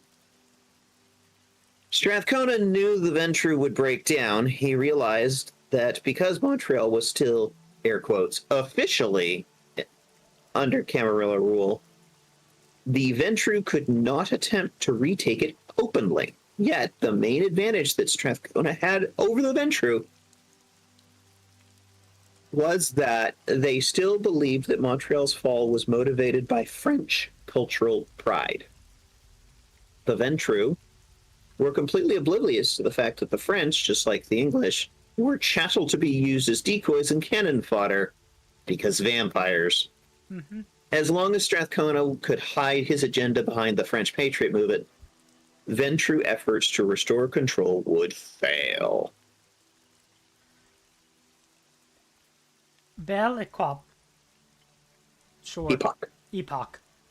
By the 1840s, Montreal had a population of 40,000. Following the rebellions, the Upper and Lower Canada were merged into a single territory, and Montreal was its capital. With the dredging of La Sainte-Pierre, the city was also ranked one of the world's largest inland seaports. Strathcona watched with amusement as the Ventru attempted to placate the French population with more benefits and greater leniency. Although the British did their best to convince others that Montreal was secure, the fact that remained that no other Cree kindred were left on the island. Virtually everyone knew that Montreal was under Sabbat control, but no one said anything for fear of eventual reprisal. The situation was a coward peg, and Strathcona held the match. When it was proposed that Montreal to be named the capital of Canada, Strathcona convinced the Sabbat to play along. It would be the Canada's final lesson. Appreciating the irony of the situation, the Shepherds lent their support to Strathcona, who in turn lobbied for Montreal's eligibility. The Ventrue were in a bind. Sure, Montreal was the most prominent city in a colony of Canada, and any attempts to lobby against Strathcona, a supposed Camarilla prince, would be met with suspicion.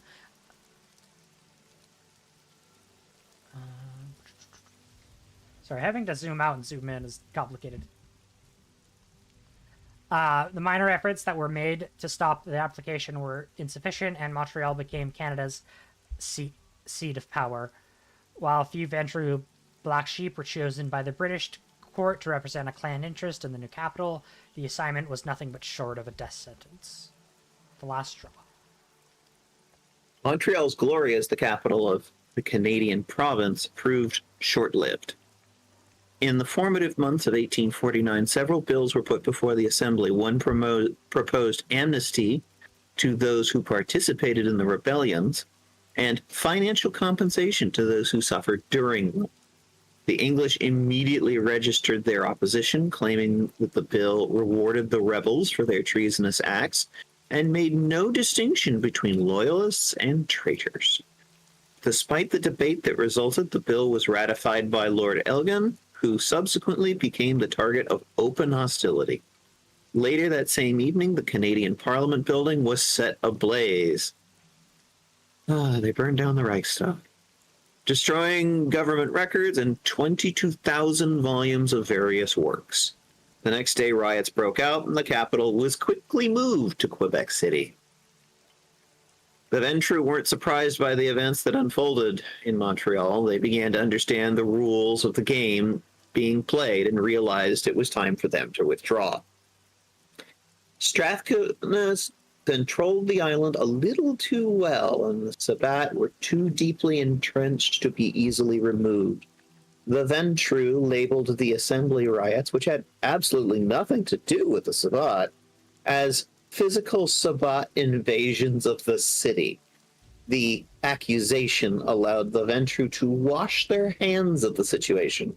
They dismissed their losses as attacks by a superior force and didn't have to admit to the treason of the city's prince. Fin de Sicile. While wars were fought in distant lands, Montreal enjoyed the relative quiet of the last decades of the 19th century. Of course, the island was subjected to fires, pestilence, floods, the odd revolt, but these growing pains were part of Montreal's development. Montreal's growth was particularly evident in its technological gains. The Victoria Bridge, completed in 1860, was the first link between the island and the mainland. The St. Lawrence River was opened to seagoing vessels, and additionally, the city gained its first electronic streetlights in July of 1886. With Confederation in 1867, Canada was no longer a territory, but a country. Supplicants and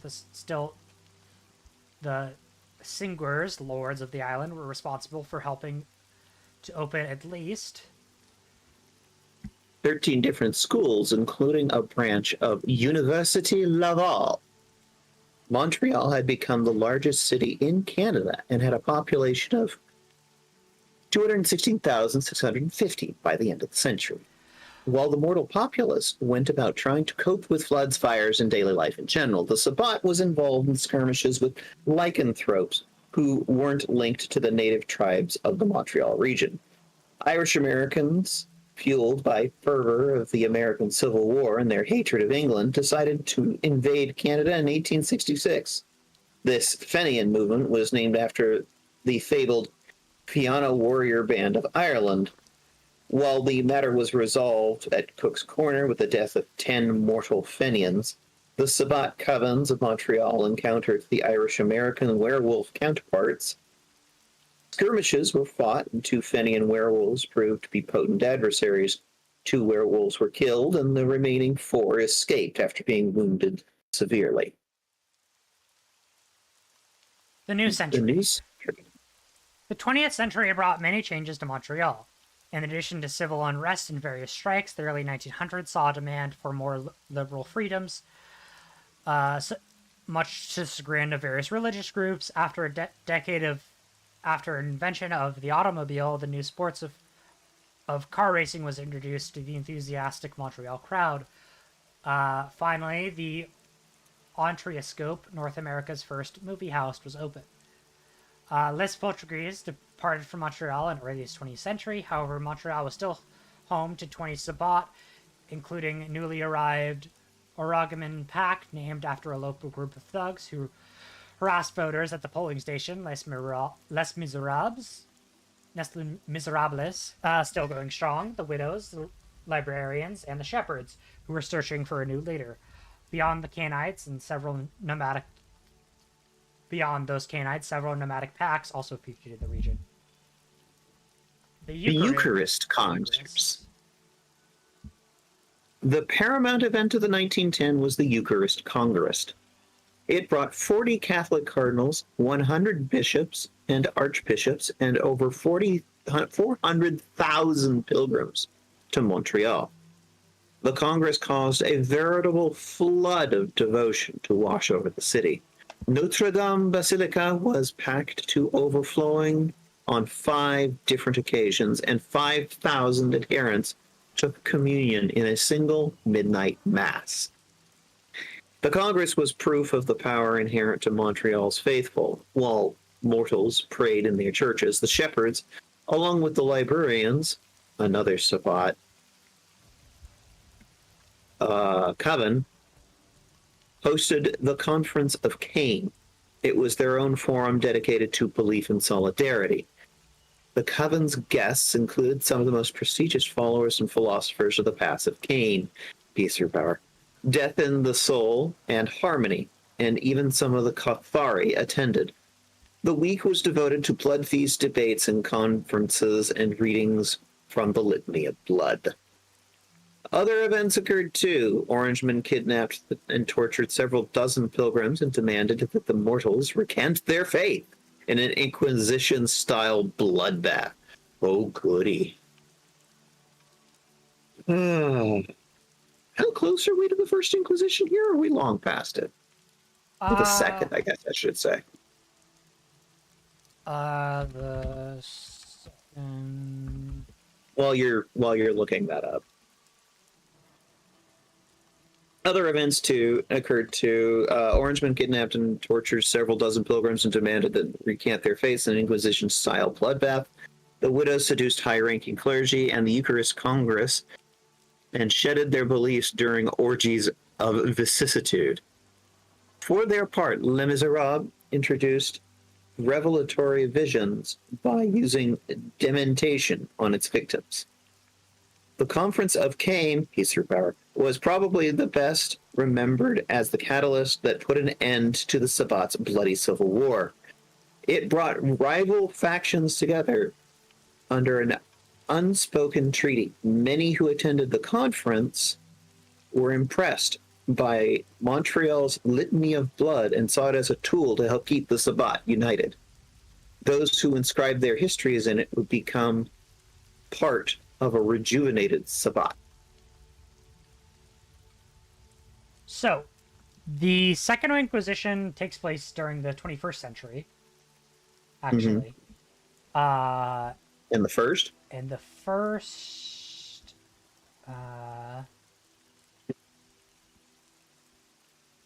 is medieval period, so it's after. Okay.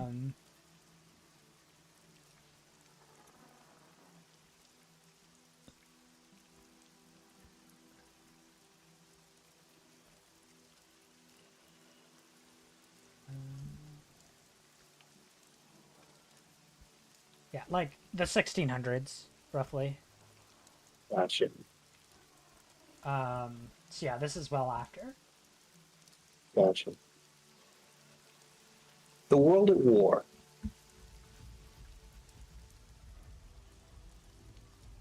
world suffered terrible hardships in the second decade of the 20th century, and Montreal was swept up by the current of those dark days. The accomplishments of progress no longer shone with the same brilliance. Technological advancements no longer astounded a more sophisticated populace. Mount Royal was run through, its flanks pierced by a new tunnel that linked opposite sides of the mountain. Influenza struck with a vengeance. Yeah, because that's where the demon is. Mm-hmm. The crypt of Basilica St. Joseph's Oratory, one of Montreal's most famous landmarks, was consecrated. The people of Montreal fought in the First World War. It wasn't World War I, but the opening of the tunnel beneath Mount Royal that captured the Sabat's attention. The shepherds, aware that a cancerous evil lurked under the mountain, would not have been the least bit surprised if demons emerged at the construction site. They were pleasantly surprised by the uneventful opening of the new train tunnel. However, their fears were later made realities when two members of the Orangemen vanished while, quote, running the gauntlet through the tunnel. In modern times, only the most foolish Sabat run the tunnel. No fewer than 6 vampires to date have vanished beneath Mount Royal, all thanks to metathiacs. Though the war was not the Sabat's primary concern, they certainly took notice. Many began to wonder how the drafts would affect their feeding stock. Although the shepherds knew that they would be unable to stop the war effort, they did manage to manipulate the church to speak out against the recruitment drive. But just as they suspected, their efforts weren't enough to stem the flood of volunteers. The second calm,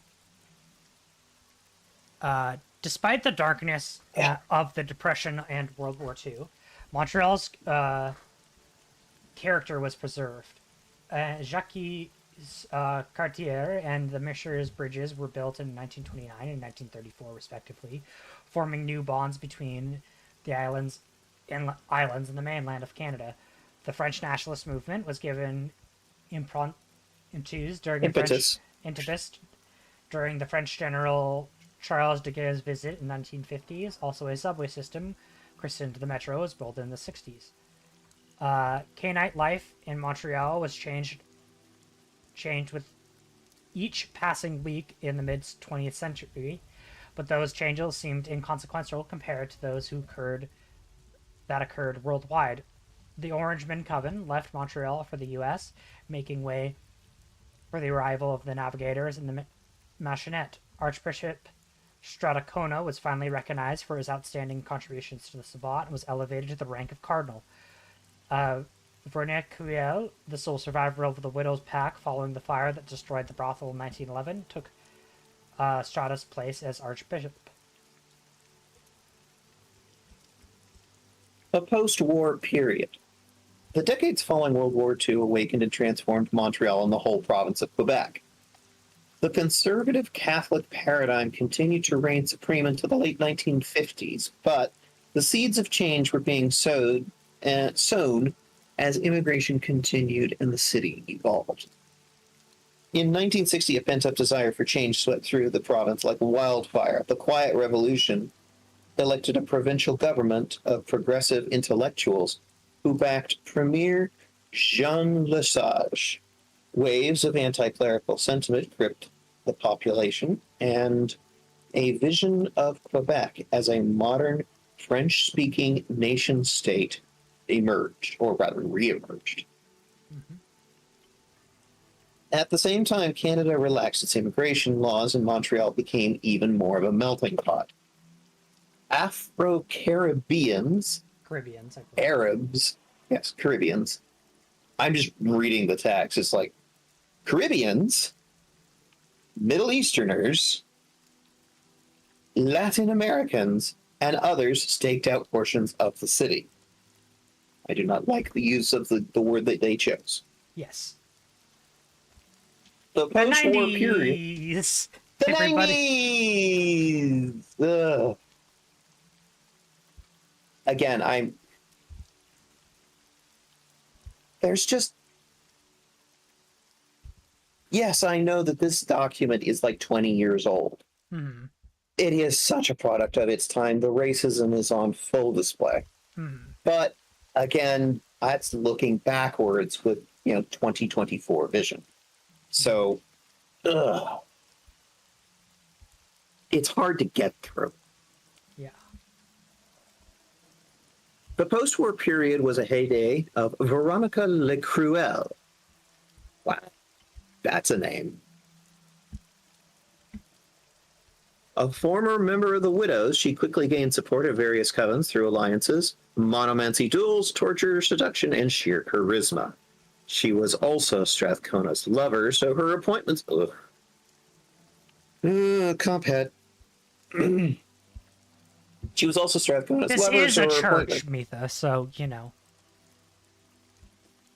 the comp head is implied. That doesn't mean I have to like it. I expect you to despise it, actually, but, I do. I do.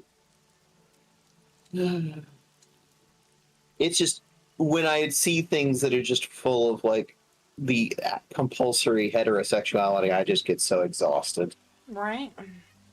So her appointment to the rank of Archbishop surprised no one. As Archbishop, La Cruelle backed the city's immigrant settlements, pleasing the shepherds with an injection of different theological and philosophical outlooks. She also preserved the city's heritage. Her mortal slave spearheaded a movement to restore old Montreal to its former glory, ensuring the existence of cobblestone streets and labyrinthine secret passages. The opening of the Litany, a Canaanite summer festival, gained many of its current artistic trappings under Veronica's influence. The atmosphere of growth and liberalism that she created attracted new covens to the city, including the Navigators and Zarnovich's Circus. Okay. Not all was well for the Sabbat, though. Jonah, the Camarilla Prince of Ottawa, saw Quebec's increase in French nationalism as grounds for retaking Montreal. Trouble also arose when Quebecois missionaries returned from Haiti in 1948 with a small group of Haitian professionals. Among the foreigners was Gerard, a follower of Set, and a servant of the ancient Greek Setite Gehed. So, the ministry. Yes. Followers of spun- the ministry was not is a very It was recent not- addition. Yeah, it's not really a thing yet at this point in time. Yes. But, essentially we're looking at the origins of the ministry. Correct. At least in this area. Yeah. He spun a web of corruption in the city, of course, because that's what the ministry does. Correct. The October Crisis. By the late 1960s, the Quiet Revolution has created a polarizations in Quebecois society between those who wished for the province to become an independent state and those who wished to remain a part of the federal system. The most racial elements of a formal camp formed the Front de Libération de Québécois, or de Quebec. The FLQ was a small terrorist movement. Love to learn about how that's wrong, probably. I mean, I can guess. Yeah, that's what I'm guessing. I'm guessing that's just like they're just like. What do you expect for something that is essentially a freedom fighters movement? Exactly. I'm very excited to see if Silver rewatches this when he's alive and just get several minute rants about each little topic. And what I want Silver to do is record all of them. Yes. So that we could replay them later. Yes.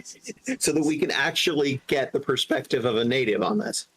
Yes. Anyway, continue. Someone who understands the history. The flick. Yeah.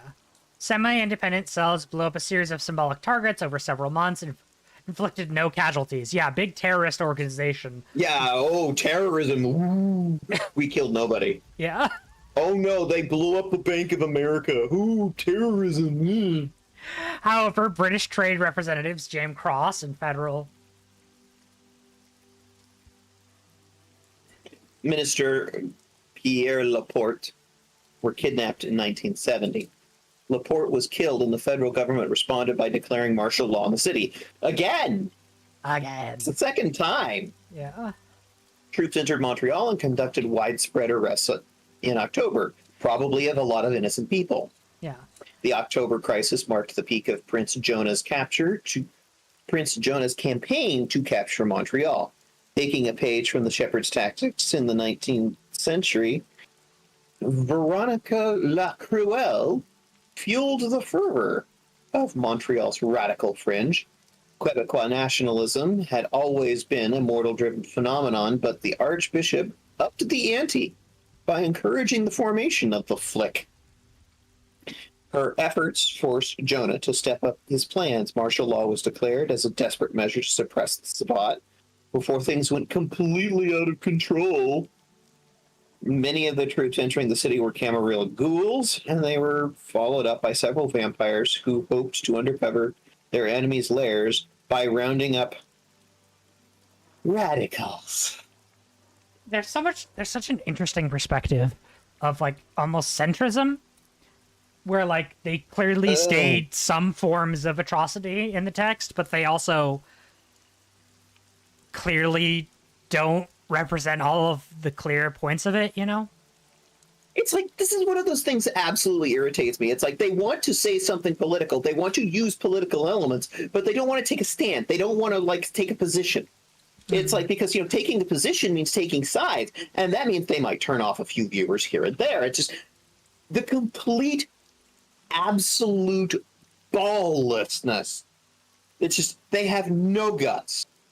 They have no balls. They take no sides and are just like, oh, well, we're just going to, like, borrow a little bit of political issues around the edges, but we're not really going to take any sides. We're not going to take any sides. We're not going to take any sides.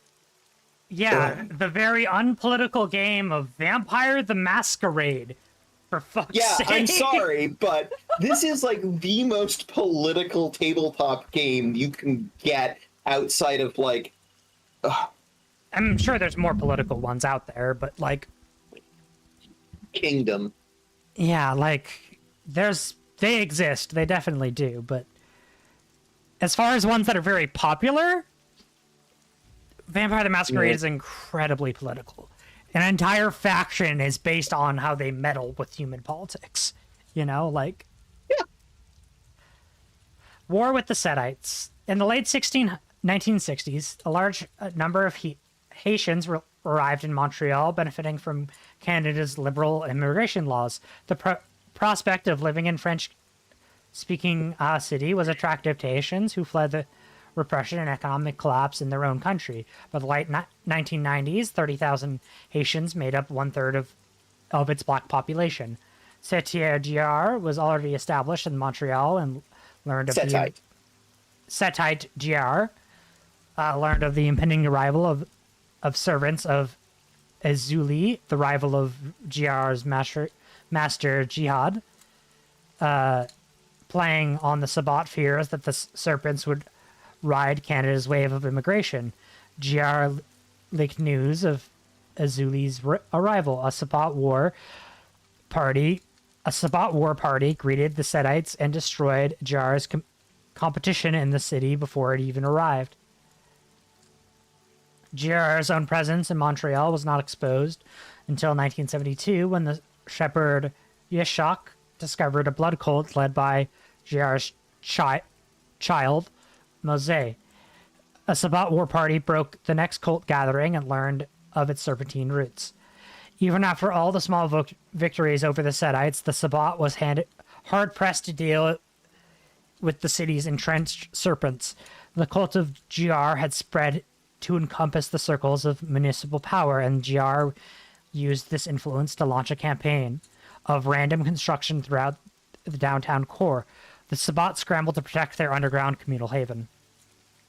Many Sabbat felt that the city and their havens survived because of the arrival of Sengris, a Haitian serpent of light who was well versed in the the ways of the sand snakes. Capital letter word after capital letter word after capital letter word. Yeah. Ooh. He organized a pack of snake hunters with the support of the shepherds and targeted the Setites' mortal pawns. The snake hunters destroyed several courts, forcing GR to take notice.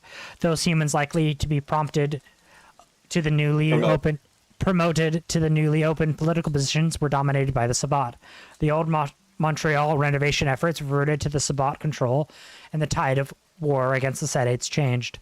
Unbeknownst to all, Sangrius called upon infernal aid to neutralize many of the voodoo cultists. I don't think we're allowed to say that word anymore. I'm not quite... To make one observation, it's a religion. Yeah. Like, with actual, like, members. Yes. And this entire document is about, like, various religions that are real, with real members. Mm-hmm. So... I think it's fine. I don't know. I think it's fine. I don't love the word cultists, of course, but... No, I don't love the use of the word cultist, but, like, everything is bad here. This is like playing Warhammer 40k. Everyone is bad. Yeah. Everyone is evil. There are no good people here. Yeah. It was a war fought on two fronts, one visible, one invisible. Without their spirits to help them, the Setites' efforts were severely hampered. One by one, they were dragged from their pits and destroyed by the Sabbat. By the end of 1974, Mosé was captured after another Setite cracked under torture. Archbishop Ricard used vicissitude to turn Moe into a vampire leather jacket. She was known to tear away and ingest small swatches of skin fabric from the jacket. Horrifying. Oh, wow. Okay. When GR was the only remaining Setite in Montreal, Sangrius realized his usefulness in the city and was almost over. He needed the last demonstration to cement his standing in the Sabbat community, something that would elevate him to the rank of Archbishop. He turned to Methasadix for help. The demon agreed to the Serpents of Light plan only because the chance to put an infernalist to power was too good to pass up. The shepherds traditionally held a citywide blood feast on the 12th night of each year. Sangrius identified the meals of choice, used Mithrax diseases to poison their blood. Sabbat, who drank from them, fell into deep torpor, and only Sangrius and Pierre Bellemare, each protected by the Infernal Pact, Elias, who was warned not to drink by Sangrius, and the nomadic Road Wolves pack, which arrived late, escaped. Sangrius accused Jer of corrupting the ceremony and uncovered his location by using the diseased mortals as links to the Setite temple. Actually, Sangrius had uncovered the location of the temple during an interrogation of the Setite prisoner, but waited for the right time to use this information. He sent the Road Wolves to attack them head-on. GR destroyed them, which created enough distraction to allow others to sneak into the building using Elias' knowledge of the underground. Elias, Sangrius, and Pierre were set upon the Setite cultists and their spirit allies. Elias feasted onto GR's shoulder, therefore did not witness the thaumaturgical battle that waged among GR, Sangrius, and Pierre. Infernal flames eventually engulfed the whole temple, consuming the Setites and sparing the Sabbat. The poisoned Sabbat were slowly recovered from their ordeal, but upon awakening realized that several of their members had vanished. The others had vague memories of dark shapes moving among them. Machachidis decided to claim a few of the bodies for his enjoyment and took those who suited his dark pleasure. Veronica was among the missing, and Sangrius stepped forward as her replacement. Since those who could contend with Sangrius were too weak to fight, the archdiocese, Mithras, kept the disease active in those who could claim title, and the shepherds supported Sangrius' claim was declared archbishop. The Setite temple ruins, dubbed the Snake Pit by the Sabbat, still stand on the Bower Street in Montreal North. Few people dare to venture there, but the shepherds keep watch over the ruins. Some fear the survivors of GR's cult have gone underground and now worship him as a martyred god.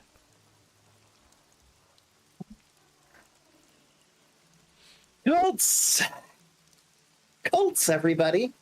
Mm-hmm. The rule of Sangus. The late 70s and 80s were periods of political and economic instability. The Nationalist Party Quebecois was elected to political power in 1976 and led the province to its first referendum on sovereignty in 1980. Even after defeat at the ballot box, the nationalist movement never died, and the people became increasingly polarized. The recessions of the 70s and 80s caused great misery, and Montreal began to rot. The downtown core fell into disrepair as businesses moved away, and the spread of poverty and homelessness increased. The rich got richer, and ethnic tensions flared. Gee, I can't imagine why. In 1990, the city witnessed standoffs in nearby Oka and Chateauguay. I don't know how that's said. Armed Mohawks defended lands that they considered sacred. The Canadian Army backed the white developers who claimed the lands. The Mohawks were eventually forced to leave, but the city succeeded in stalling development efforts and captured media attention. Despite some ethnic tensions between vampires, most Sabbat remember Sangris's rule as a prosperous time. To appease the shepherds, he brought peace to the city, providing the thinkers with the environment they needed to pursue their goals. To those who craved combat, he provided a convenient target, the Camarilla of Ottawa. Prince Jonah never fully recovered from his 1970 defeat. Sangris mounted a series of attacks against Jonah's supporters, resulting in the prince's destruction at the hands of his own primogen in 1978. Sangris then maintained attacks on the city, sowing fear into the capital and turning it into the weak Sabbat playground it is today. It was this combination of outlets, both intellectual and violent, that allowed for the coexistence of diverse Sabbat in Montreal. Now, however, those forces tear the city apart. Sangris also wisely directed the Sabbat to stay away from the Oka crisis, knowing the werewolves who protected the Mohawks.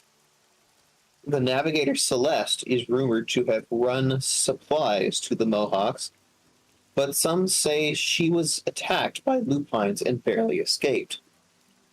Several other Sabbat, posing as Canadian soldiers, tried to harass the natives, but were destroyed shortly after they realized the Garou didn't have a sense of humor. Okay, I'm kind of on the side of the werewolves here now. Yeah, well, it's the Oka crisis, obviously. Yeah. Yeah, I mean, the Garou also were I do not know the correct term, but the clan of vampires, the clan of werewolves, is a clan of werewolves. Ultimately, Sangris seemed to meet his end despite apparently positive reforms. Among the many visitors to the city were Tristan and his souls, two Knight Inquisitors, who uncovered evidence of his infernalism. The trial.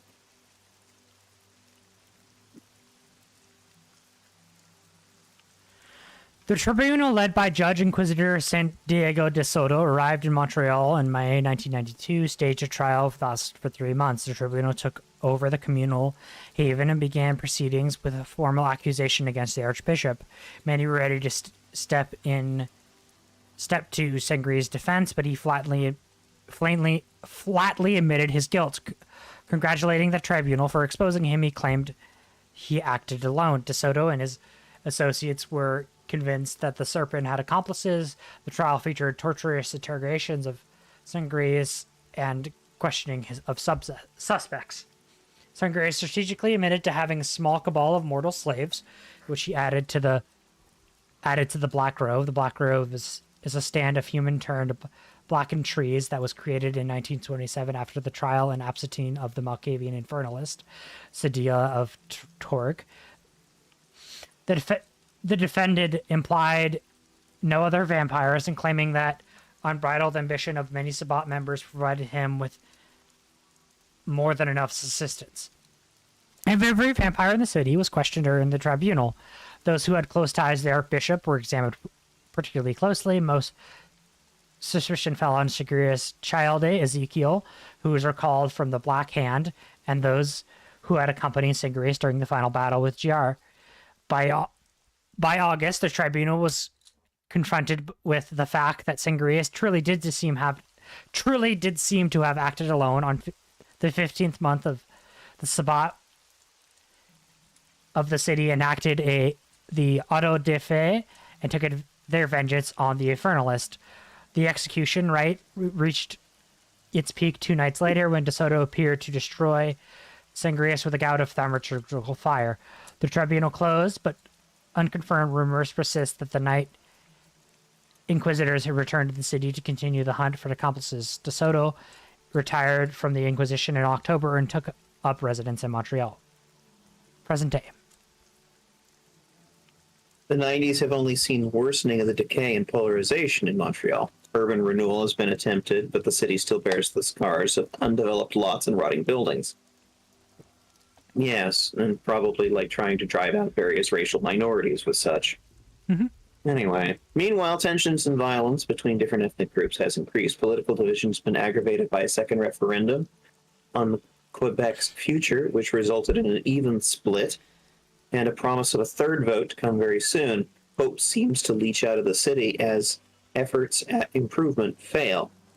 The Sabbat factions, masterfully balanced by the infernalist Sangris a few years back, now tear at each other's throats. Cardinal Strathcona forced to intercede given the power vacuum that resulted after Sangris's quote-unquote death, hand-picked Archbishop Carolina Velez, an outsider, to replace Sangris.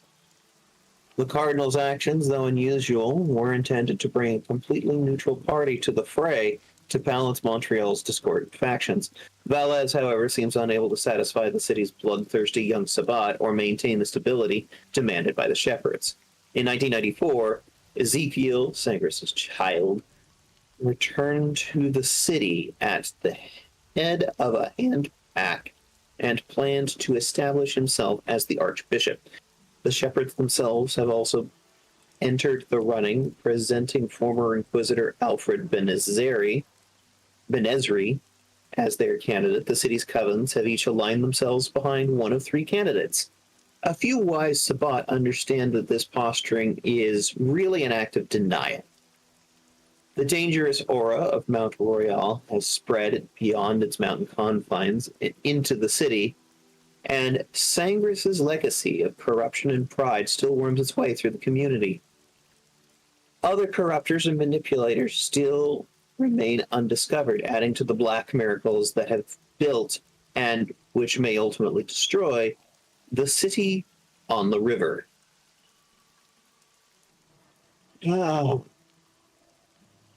How are we feeling about calling it for right now with those 2 chapters? I need a palate cleanser after that. Let's pick this up another time, shall we? Yes. That was a good, roughly 3-hour stream. I mean, I think we've already sort of said how we feel about this. Yeah. That said, I do want you to keep in mind my question from earlier. How does the city look 20 years later?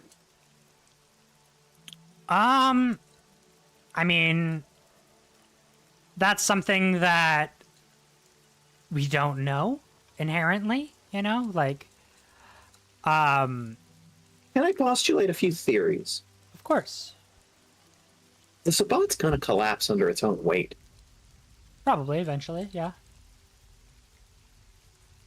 I'm pretty sure that all Camarilla has to do is, make a concerted attempt to try and either destabilize or root out or both the Sabbat, and eventually the whole thing will collapse under its own weight. I think that's definitely possible, but the Camarilla hasn't always seemed interested in doing so, is the problem. That's true. But I think there's a lot of interesting centrism, as we were saying, in this, but this is the problem with this type of thing. I get often overwhelmed by too many names syndrome. Yeah. I feel like There's we a just lot of read a that. chapter of the Silmarillion. Yeah. You know? Just all of the fucking names. And what's weird is the only name that I've really hung on to is Metathiax, the fucking demon in the mountain. Yeah. So it's like, oh, that I can grasp. I could grok that. Yep. But beyond that, it was like, okay, let's kill the indigenous. Oh. I mean, that was the history of Montreal, right? Yeah. With some, like, vampiric flavoring. Yeah. Like, that's what we knew it was going to be in that chapter. Yeah. All right. I need a brain cleanser after that. Yeah. Let's see. Ooh. Let's find somebody to raid. Who is streaming in tabletop? Oh, it's a question. Know of.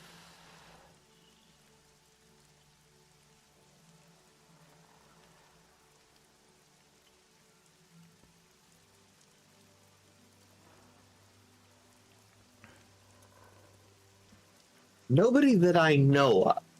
Let's just say that. There's Starfield. Starfield is a Bethesda game. Yes, but it's there's a channel. They're doing Monster of the Week, I think. Primeval Haunts, episode 5. The channel's name is Starfield. They have these bitches got pronouns. I do like that. Not a lot of viewers. Bitches got pronouns, ADHD and autism tagged. They also have the Mothman tag, which makes me trust them implicitly. So let's raid them. Sold at Mothman. Yeah. All right. We're gonna raid. Oh boy. These people. You all have a lovely day. Good stream. Thank See you you all next for week. coming. See ya on Monday, actually. See you on Monday. We'll see what we'll do. We'll probably do depending on everyone's feeling, might do the dish pit witches then. All right, everybody. Bye.